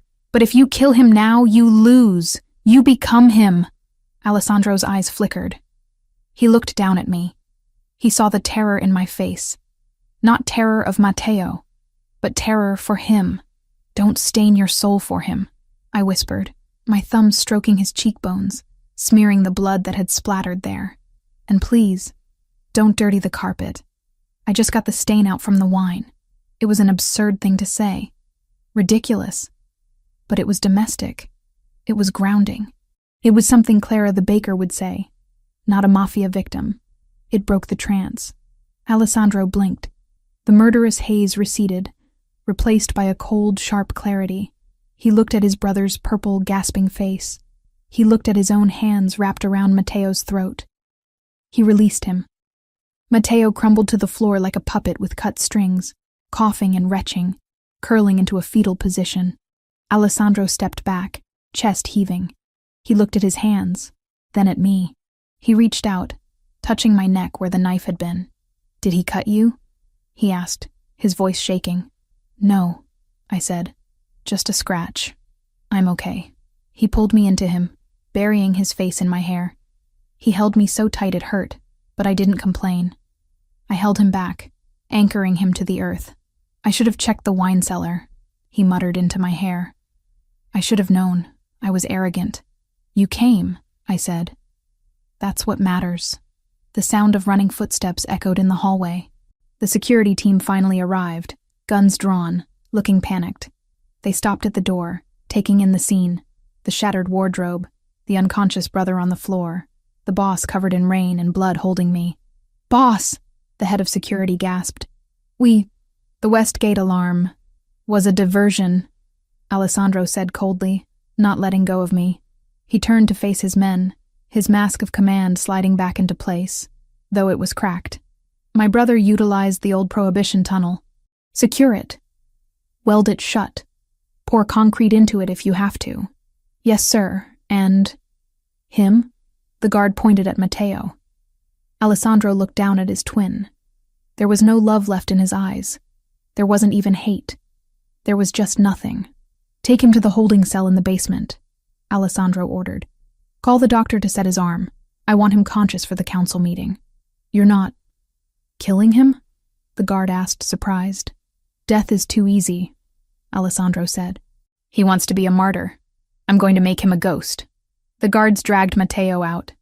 He groaned as they moved him, leaving a smear of blood on the pristine cream carpet. Alessandro watched them go, then turned back to me. He looked at my feet. You're bleeding, he said. I looked down. There were small cuts on my feet from the mirror shards. It's fine. I didn't feel it. He didn't speak. He scooped me up into his arms, carrying me out of the ruined bedroom. He didn't take me to the guest room. He walked down the hall to the west wing to his own suite. He kicked the door open and carried me into his bathroom. He set me down on the edge of the massive marble tub. He grabbed a first aid kit from the cabinet and knelt at my feet. He cleaned the cuts with gentle, precise movements, his large hands incredibly tender. He didn't look up as he worked. This house is compromised, he said quietly. Matteo is in the basement, I reasoned. It's over. No, Alessandro said, bandaging my foot. He sold the root. I heard him muttering it when I had my hands on his throat. He didn't just come here to kill you. He came here to create a distraction while he signaled the Russians. He stood up, washing the blood from his hands in the sink. He looked at me in the mirror. They know the layout now. They know the security protocols. Matteo has been talking to Petrov for weeks. The Westgate alarm wasn't just him. It was a test run. He turned around. We cannot stay here. Where do we go? I asked. The bakery is a construction site. My apartment isn't safe. There is a safe house, Alessandro said. In the Catskills. It is off the grid. No digital footprint, no tunnels. When do we leave? Now, he said. Pack a bag. Warm clothes. We leave in 10 minutes. Alessandro, I said, stopping him as he moved to the door. Are you okay? He stopped. He looked at his hands again. I almost killed him, Clara. I wanted to. I enjoyed the thought of it. But you didn't, I reminded him. You chose not to. I chose you, he corrected. I stopped because you asked, not because I felt mercy. He walked over to me, cupping my face. That is why I need you. You are the only thing keeping me from becoming him. He kissed me hard, a kiss that tasted of iron and desperation. Get dressed, he ordered, pulling away. The car will be waiting. I nodded, rushing to grab what I could. But as I threw sweaters into a duffel bag, a cold knot of dread settled in my stomach. We had survived the fire. We had survived the invasion. But now we were running. And in my experience, running only worked for so long before the wolves caught up. I looked at the burgundy dress hanging in the closet, the armor I had worn to the gala. I left it there. Where we were going, velvet wouldn't save me. I grabbed the heavy boots, the jeans, and the taser. 10 minutes later, we were in the armored SUV, speeding away from the mansion as the storm raged on. Alessandro drove this time, his knuckles white on the wheel. I watched the rearview mirror, half expecting to see headlights following us. There was nothing but rain and darkness. But as the silhouette of the Versiani estate disappeared behind the trees, I knew the war wasn't over. It had just moved to a new battlefield. The rendezvous point was a derelict warehouse on the edge of Yonkers, a skeletal structure of rusted steel and broken concrete that looked abandoned to the rest of the world. To Alessandro Versiani, it was a staging ground. We had switched vehicles there. Leaving the SUV, we had fled the mansion in for something that looked less like a car and more like a tank wrapped in civilian luxury. It was a customized armored transport, black and imposing, sitting in the center of a convoy of 3 identical vehicles. I sat in the back of the middle vehicle, my hands trembling slightly in my lap. I clasped them together to stop the motion, hating the physical betrayal of my nerves. Beside me, Alessandro was a statue of concentrated energy. He was on the phone, speaking in rapid-fire Italian, his voice low and lethal. He hadn't touched me since we got into the new car. He was in war mode, his mind moving pieces on a chessboard I could barely see. "The route is compromised," he said into the phone, then listened.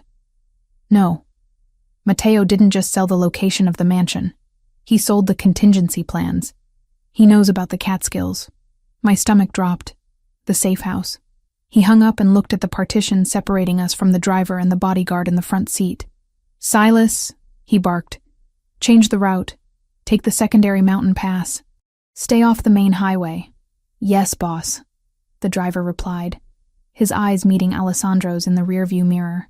Silas was a mountain of a man, former special forces, with a neck as thick as a tree trunk. If he was worried, he didn't show it. Alessandro turned to me. In the dim blue light of the car's interior, the bruises on his knuckles, fresh from beating his brother, looked black. He reached out and covered my clasped hands with his own. His palm was warm, rough, and grounding. "We are going dark," he said. "No phones. No signals. The Russians have tech that can triangulate our position if we stay connected." "The Russians?" I whispered. "Matteo sold us to the Bratva?" "He sold a map," Alessandro corrected, his thumb rubbing over my knuckles. "He told Petrov where to find us. Petrov has wanted my territory for 5 years. Matteo gave him the key to the front door." "Why?" I asked, though I knew the answer. "Why would he destroy his own family? Because if he can't rule the kingdom, he would rather see it burn," Alessandro said. "He is a child with a matchbox." The convoy began to move. We rolled out of the warehouse and onto the dark, slick roads leading north. The rain had turned into a mix of sleet and snow as we climbed in elevation, coating the windshield in a gray slush that the wipers fought to clear. I leaned my head back against the leather seat, closing my eyes. I tried to summon the feeling of the velvet dress, the power I had felt at the gala, but it felt like a lifetime ago. Tonight I was wearing jeans and heavy boots, a fugitive in a war I hadn't started. "Distinctive," Alessandro murmured.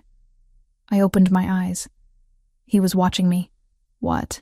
"You are thinking too loud," he said. "Stop calculating the odds, Clara. That is my job." "I'm not calculating odds," I admitted. "I'm thinking about the eggplant parmigiana. It's still sitting on the counter. Cold." A ghost of a smile touched his lips, softening the harsh lines of his face. "When this is over, I will buy you 1,000 eggplants. We will make a feast." "When this is over," I repeated. The words hung in the air, fragile and heavy. The car banked sharp left, leaving the paved road for a gravel track that wound up into the dense forest of the Catskills. The trees pressed in on either side, tall pines weighed down by snow, creating a tunnel of shadows. The convoy slowed. The lead car was about 50 yards ahead, its taillights 2 red eyes in the darkness. The tail car was the same distance behind. "Silas, status," Alessandro commanded. "Visibility is poor, boss," Silas reported. "Thermal is picking up deer, but nothing else. We're 5 miles from the safe house. 5 miles. 10 minutes. I started to relax. Just a fraction. I looked out the window at the passing trees. Then the world exploded. It didn't start with a sound. It started with a flash.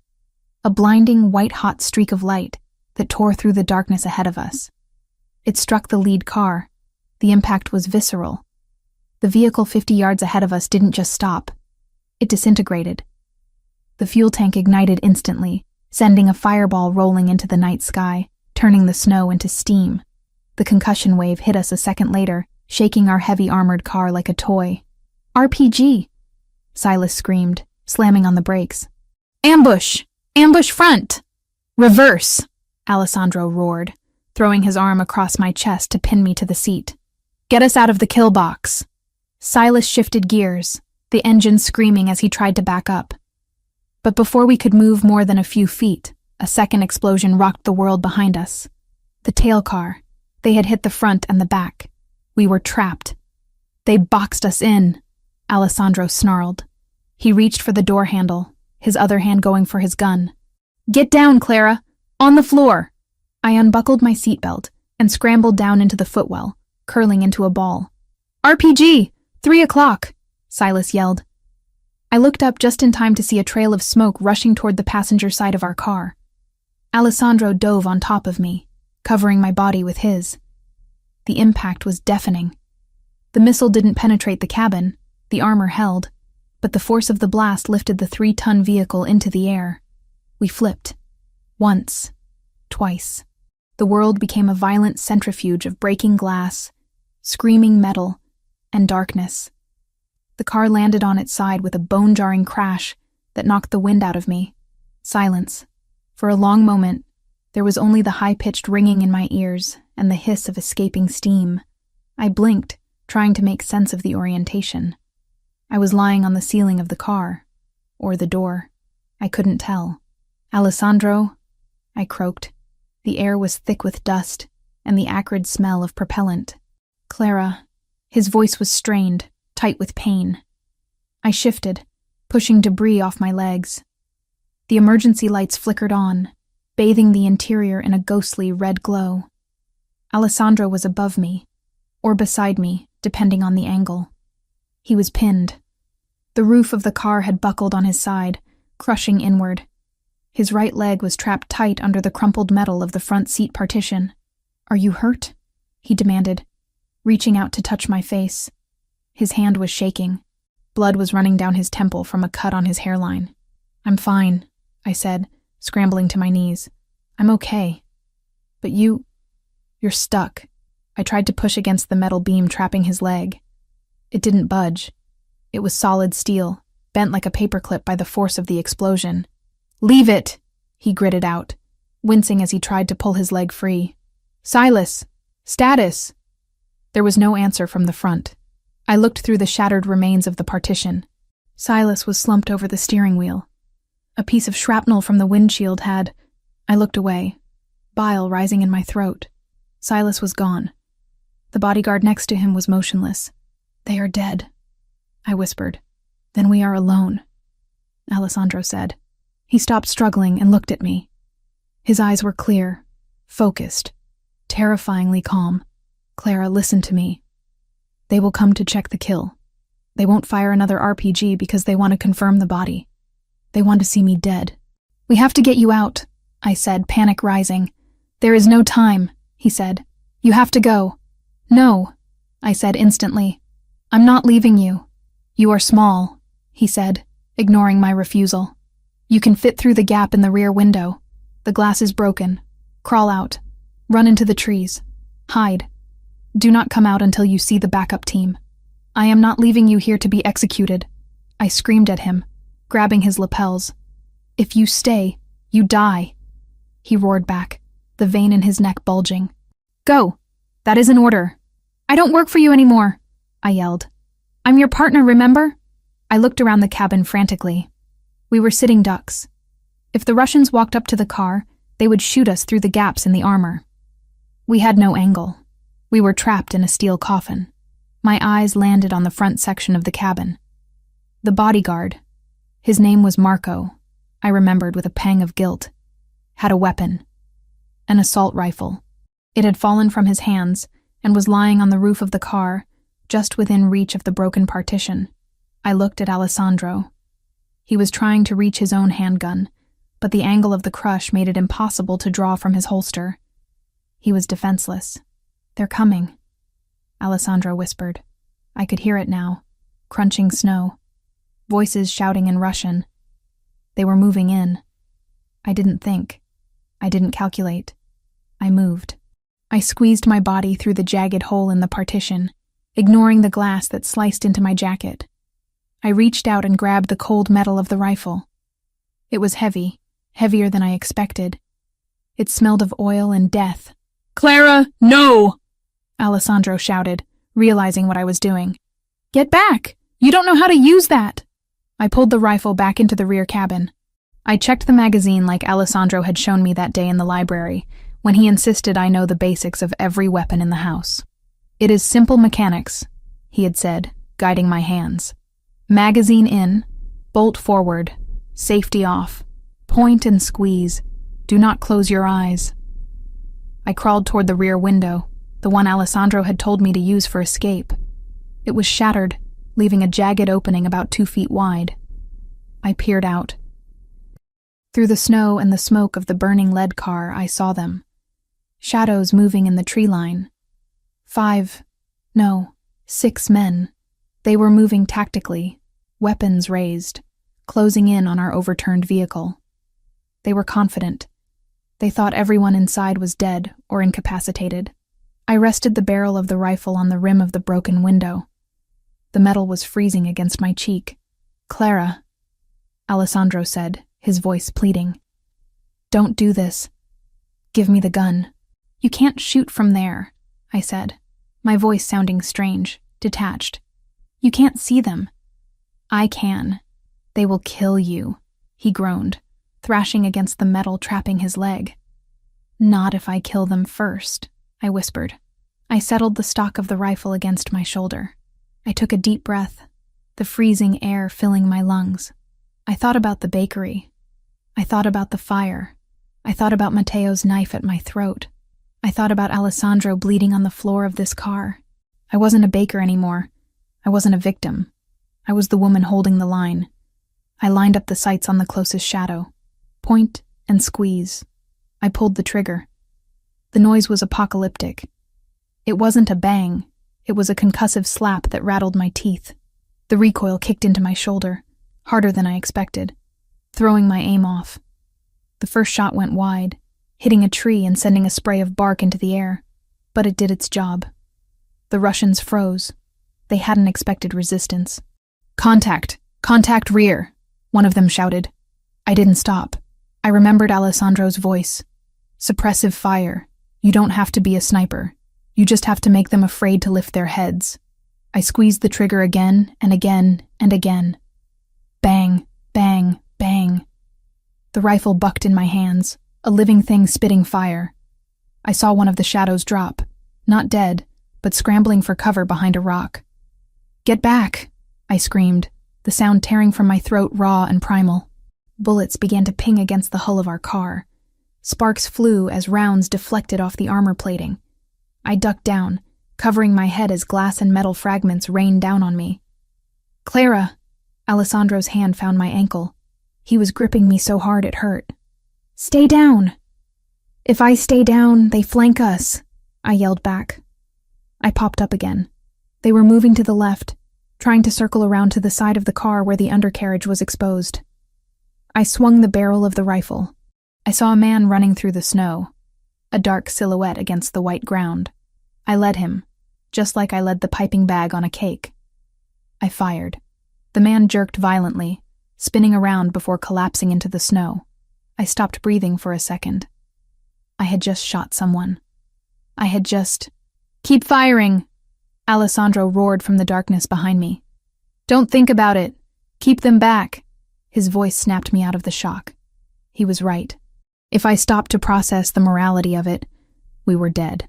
I fired again, spraying the tree line where the others were hiding. The magazine clicked dry. "Empty!" I shouted, panic flaring.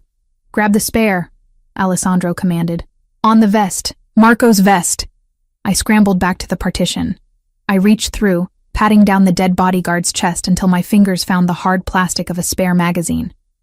I ripped it free. My hands were shaking so hard I dropped it. "Calm." Alessandro's voice was suddenly soft, right in my ear. He had managed to twist his body, dragging himself as close as the crushed metal would allow. He reached out and placed his hand over my trembling ones. "Slow is smooth. Smooth is fast. Breathe, Clara." I took a breath. I picked up the magazine. I slammed it into the receiver and hit the release. The bolt snapped forward. "I'm ready," I said. "They will rush now." Alessandro warned. "They know you reloaded. Watch the right flank." I moved back to the window. Sure enough, 2 of them were sprinting toward us, using the smoke from the burning lead car as cover. I leveled the rifle. The fear was gone. It had burned away, leaving only a cold, hard clarity. This was my territory. This was my man. I opened fire. The first man dove into the snow. The second one kept coming, raising his weapon. I saw the muzzle flash of his gun. A bullet whizzed past my ear, so close I felt the wind of it. I didn't flinch. I aimed at his center of mass. I pulled the trigger. He fell. He didn't get up. "2 down," I called out. "Hold the line, Hatesoro. My treasure, Alessandro said. Backup is 3 minutes out. I tracked the transponder. 3 minutes. It sounded like an eternity. For the next 180 seconds, I waged a one-woman war in the frozen woods of the Catskills. Every time a shadow moved, I fired. Every time they tried to advance, I forced them back. My shoulder was throbbing, my ears were ringing, and my fingers were numb from the cold. But I didn't stop. I was the wall. I was the shield. Then, I heard it. Not the crack of rifles, but the heavy, rhythmic thrumming of rotors. Lights appeared above the tree line, blinding spotlights cutting through the snow. A helicopter. A Black Hawk, unmarked, screaming in low over the treetops. "Friendly!" Alessandro shouted. "It's the extraction team." The Russians realized it too. They broke cover, running back into the deep woods, abandoning the fight. I didn't stop aiming until the helicopter touched down in the small clearing 50 yards away. Men in tactical gear poured out, moving with the same lethal efficiency Alessandro possessed. They secured the perimeter in seconds. "Clear!" one of them shouted. Only then did I lower the rifle. My strength left me all at once. The adrenaline crash was brutal. I slumped against the side of the overturned car, gasping for air, the rifle slipping from my numb fingers. "Clara," Alessandro called out. I turned to him. The red emergency light painted his face in shadows. He was still pinned, still trapped, but he wasn't looking at his leg. He was looking at me. There was awe in his eyes, and something else. Something that looked like worship. "You're alive," I whispered, reaching out to touch his face. "Because of you," he said. He caught my hand and pressed it to his lips. "I told you to run. I told you I don't work for you," I said, a hysterical laugh bubbling up in my throat. The rear doors of the armored car were ripped open by the rescue team. "Boss!" The team leader, a man named Dante, no relation to the brother, looked inside. "We have the Jaws. We'll get you out." "Get her first," Alessandro ordered. "Check her for injuries." "I'm fine," I said, waving them off. "Get the metal off his leg." It took them 10 minutes to cut him free. 10 minutes of grinding metal and sparks. I stayed right there, holding his hand, refusing to leave the car until he did. When they finally pulled the beam back, Alessandro groaned, his face going pale, but he didn't cry out. They pulled him from the wreckage. He couldn't stand. His right leg was a mess of torn trousers and blood, but he was alive. They loaded him onto a stretcher. I walked beside him as they carried him toward the helicopter. The snow was crunching under my boots, stained pink with blood. Some of it mine, some of it from the men I had shot. Before they lifted him into the chopper, Alessandro grabbed the medic's arm. "Wait!" He looked at me. He reached out his hand. I took it. "You didn't just hold the line," he whispered, his voice rough with pain and pride. "You became the line." "I was protecting my investment," I said, trying to joke. But my voice broke. "You still owe me a bakery." He pulled me down, ignoring the medics, ignoring the spinning rotors, and kissed me. It wasn't the searing kiss of the balcony. It was a desperate, grounding kiss. A kiss of survival. "I owe you my life," he said against my lips, "and I pay my debts." He released me, and they loaded him in. I climbed in after him, sitting on the bench seat opposite the stretcher. I looked down at my hands. They were covered in grease, soot, and blood. They were shaking again. But as the helicopter lifted off, leaving the burning wreckage and the dead bodies in the snow below, I realized the shaking wasn't fear. It was the aftershock of power. I looked at Alessandro. He was watching me, his dark eyes burning with a promise that terrified and thrilled me. The baker was dead. She had died in that overturned car.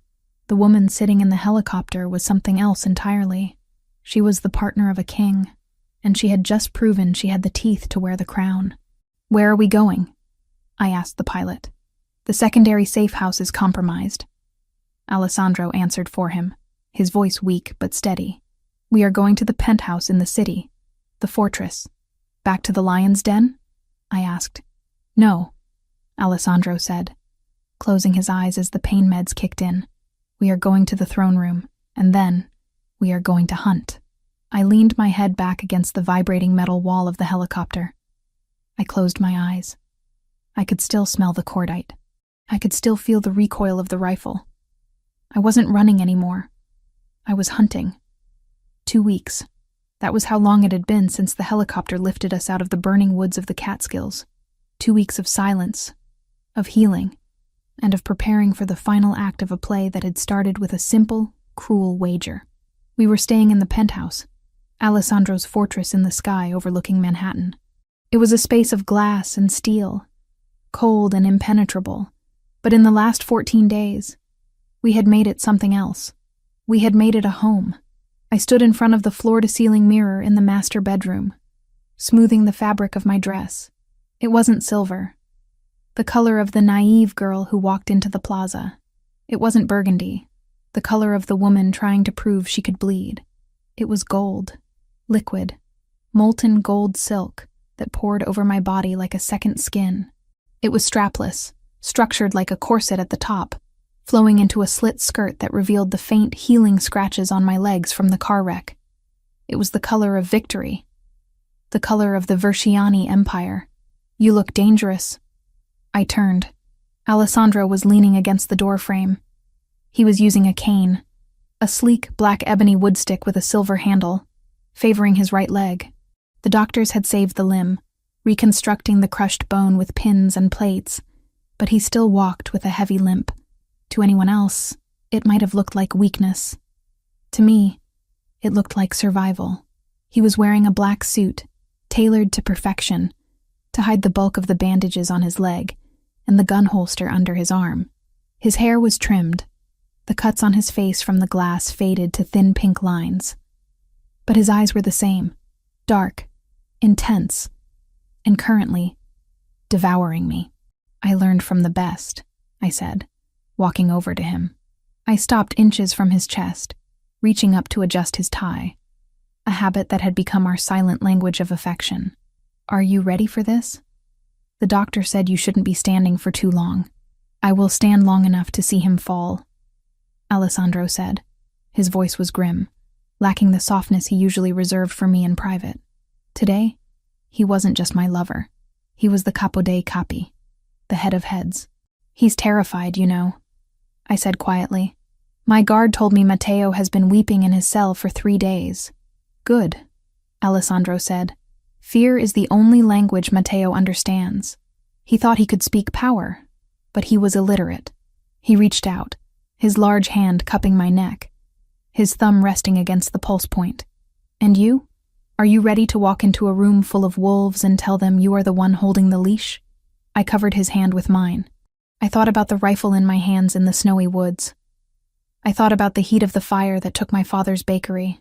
I thought about the girl I used to be, who apologized for taking up space. She was gone. "I'm not afraid of wolves, Alessandro," I whispered. "I'm the one who shot the hunter." He smiled, a rare, sharp expression of pride. "Then let's go. The council is waiting." The meeting was held in the back room of an exclusive cigar club in Lower Manhattan, neutral ground for the 5 families. The air inside was thick with smoke and tension. Security was tighter than the president's detail. Every man at the door patted us down, though they hesitated when they got to me. Alessandro shot them a look that could have frozen magma. "She carries what she wants. Touch her and you lose the hand." They stepped back, letting me pass with the small pearl-handled pistol in my clutch, a gift from Alessandro for our 2-week anniversary of surviving the crash. We walked into the chamber. It was a cavernous room with dark mahogany walls and a round table in the center. 5 men sat there. The Dons, the architects of organized crime in the city. Don Ricci was there, looking older and wearier than he had at the gala. Don Rinaldi, the heads of the Gambino and Genovese factions. When Alessandro entered, the sound of his cane striking the hardwood floor echoed like a gavel. Click, step, click, step. He didn't bow. He didn't apologize for his lateness. He walked to the empty chair at the head of the table, the seat of the chairman, and pulled it out. But he didn't sit. He turned to me and pulled out the chair next to him. "Sit," he commanded softly. A murmur went through the room. Wives didn't sit at the council table. Mistresses certainly didn't. Versiani, Don Ricci grumbled, taking the cigar out of his mouth. This is a meeting for heads of families, not for company. Alessandro looked at Ricci. Clara Mitchell is not company. She is the reason the Russian expansion into the Catskills failed. She is the reason I am standing here. She sits. Ricci looked at me. I held his gaze. My chin lifted. The gold dress catching the dim light. I didn't fidget. I didn't look down. I looked him dead in the eye. Just like I had looked at the men in the woods. Ricci grunted, nodding slowly. She sits. I sat. Alessandro took his seat beside me, placing his cane on the table like a scepter. Bring him in, Alessandro ordered. The heavy double doors at the back of the room opened. 2 of Alessandro's biggest guards dragged a man in. It took me a moment to recognize him. Matteo Verciani had always been the mirror image of his brother. Handsome, polished, arrogant. The creature kneeling on the floor was none of those things. He was unshaven, his face gaunt and sallow. His arm, the one Alessandro had broken twice, was in a heavy cast strapped to his chest. He smelled of fear and unwashed clothes. He looked up, his eyes darting around the room, landing on the Dons, begging for an ally. He found none.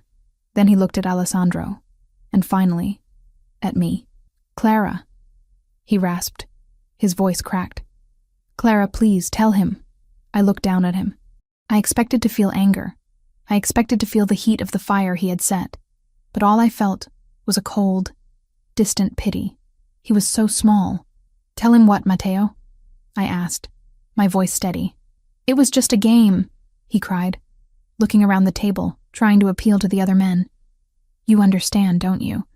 It was a bet, a stupid bet. I didn't mean for it to go this far. She was just a baker. I was trying to have some fun. Alessandro went still. The air in the room dropped 10 degrees. Just a baker, Alessandro repeated, his voice low and deadly quiet. Matteo flinched. I didn't mean it like that. I meant, she wasn't part of this. She wasn't supposed to matter. It was $50,000, Alessandro. I did it to get a rise out of you. That's all. You burned her legacy, Alessandro said. You sold family secrets to the Bratva. You tried to slit her throat in my home. I was drunk. I was scared. Matteo sobbed, crawling forward a few inches. I'm your brother. We shared a womb. You can't kill me. The law says no fratricide. He was right. The old laws of the Mafia forbade a man from killing his own blood. It was considered a curse. Alessandro stood up. He picked up his cane and limped around the table until he was standing over Matteo. He looked like a god of vengeance, towering over a mortal sinner. You are right, Matteo, Alessandro said. I cannot kill you. My blood forbids it. And frankly, death is too easy for you. You want to die. You want to be a tragedy. You want people to say, poor Matteo, cut down by his tyrant brother. Alessandro leaned down, gripping Matteo's chin in his hand, forcing him to look up. But you don't get to be a tragedy. You don't get to be a memory. Alessandro let go and straightened up, turning to the council. I propose a sentence of damnatio memoriae, Alessandro announced. Erasure. Ricci nodded solemnly. The Siberian route. Matteo's eyes widened in true, primal horror. No, he whispered. No, Alessandro, please. Kill me. Just shoot me. Don't send me there. The Russians you sold us to? Alessandro said smoothly. They are very angry that their investment failed. But I have negotiated a peace treaty with them. The price of peace is you. No! Matteo screamed, trying to scramble backward. The guard seized him. You will be shipped to a labor camp in Oymyakon, Alessandro pronounced, his voice ringing like a funeral bell. You will have no name. You will have no tongue, for you talk too much.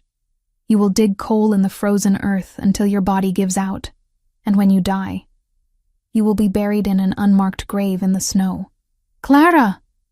Matteo shrieked, looking at me with wild eyes. Help me! I made you famous. I made you who you are. I stood up. The gold silk rustled in the silence. I walked over to where he was kneeling. I looked down at the man who had tried to destroy me for a laugh. "You didn't make me," I said, my voice cutting through his hysteria.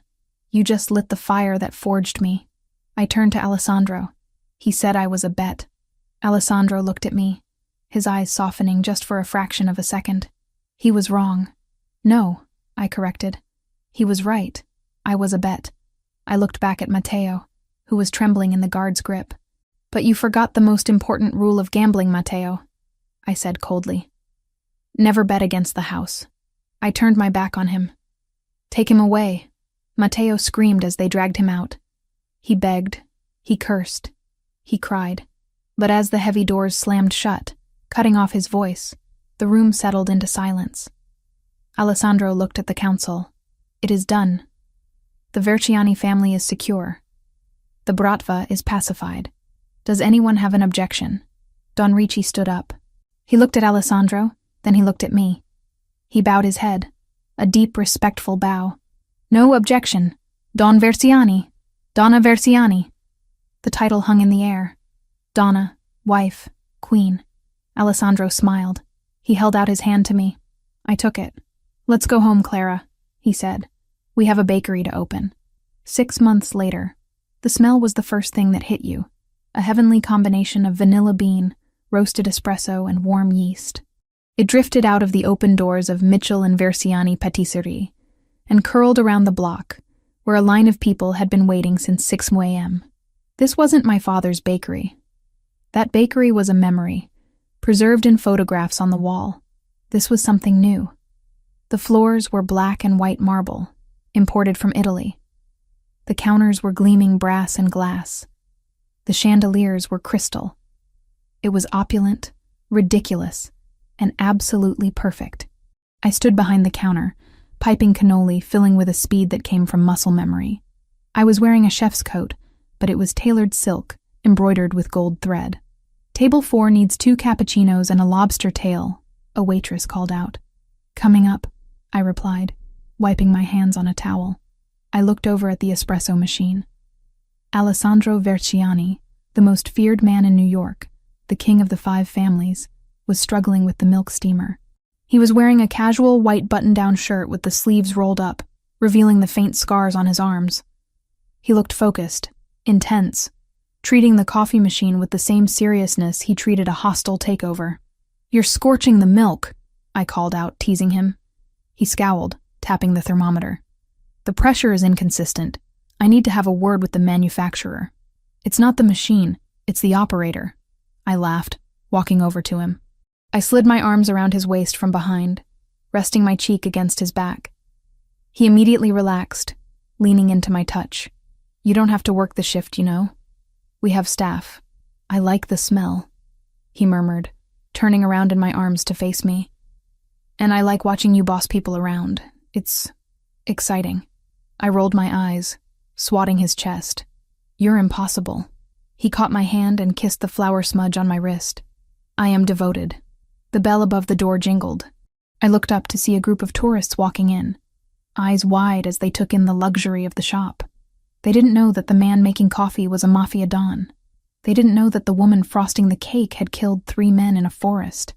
They just saw a couple in love, running a business. "It's perfect," I whispered, looking around at the bustling shop. My dad, he would have freaked out about the prices, but he would have loved the crowd. He would have been proud. Alessandro said firmly. "You saved his name." "We saved it," I corrected. He reached into his pocket and pulled out a small velvet box. He placed it on the counter next to the espresso grinder. "Alessandro," I warned, "we are working." "I have a debt to settle," he said, ignoring me. He opened the box. Inside sat a ring, but not just any ring. It was a massive, emerald-cut diamond, flanked by 2 rubies. It was aggressive. It was beautiful. It was him. "You said once that you owed me $50,000 for the bet," Alessandro said, his voice dropping low enough that only I could hear him over the noise of the cafe. "The bet my brother made." "I remember," I said, my heart starting to race.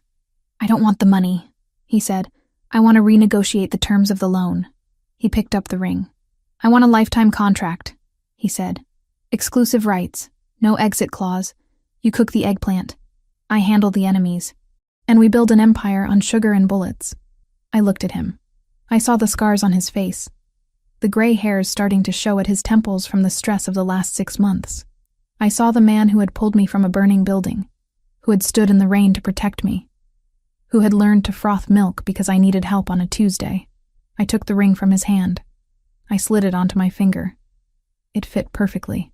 You drive a hard bargain, Mr. Verziani, I whispered. I always win. He smirked.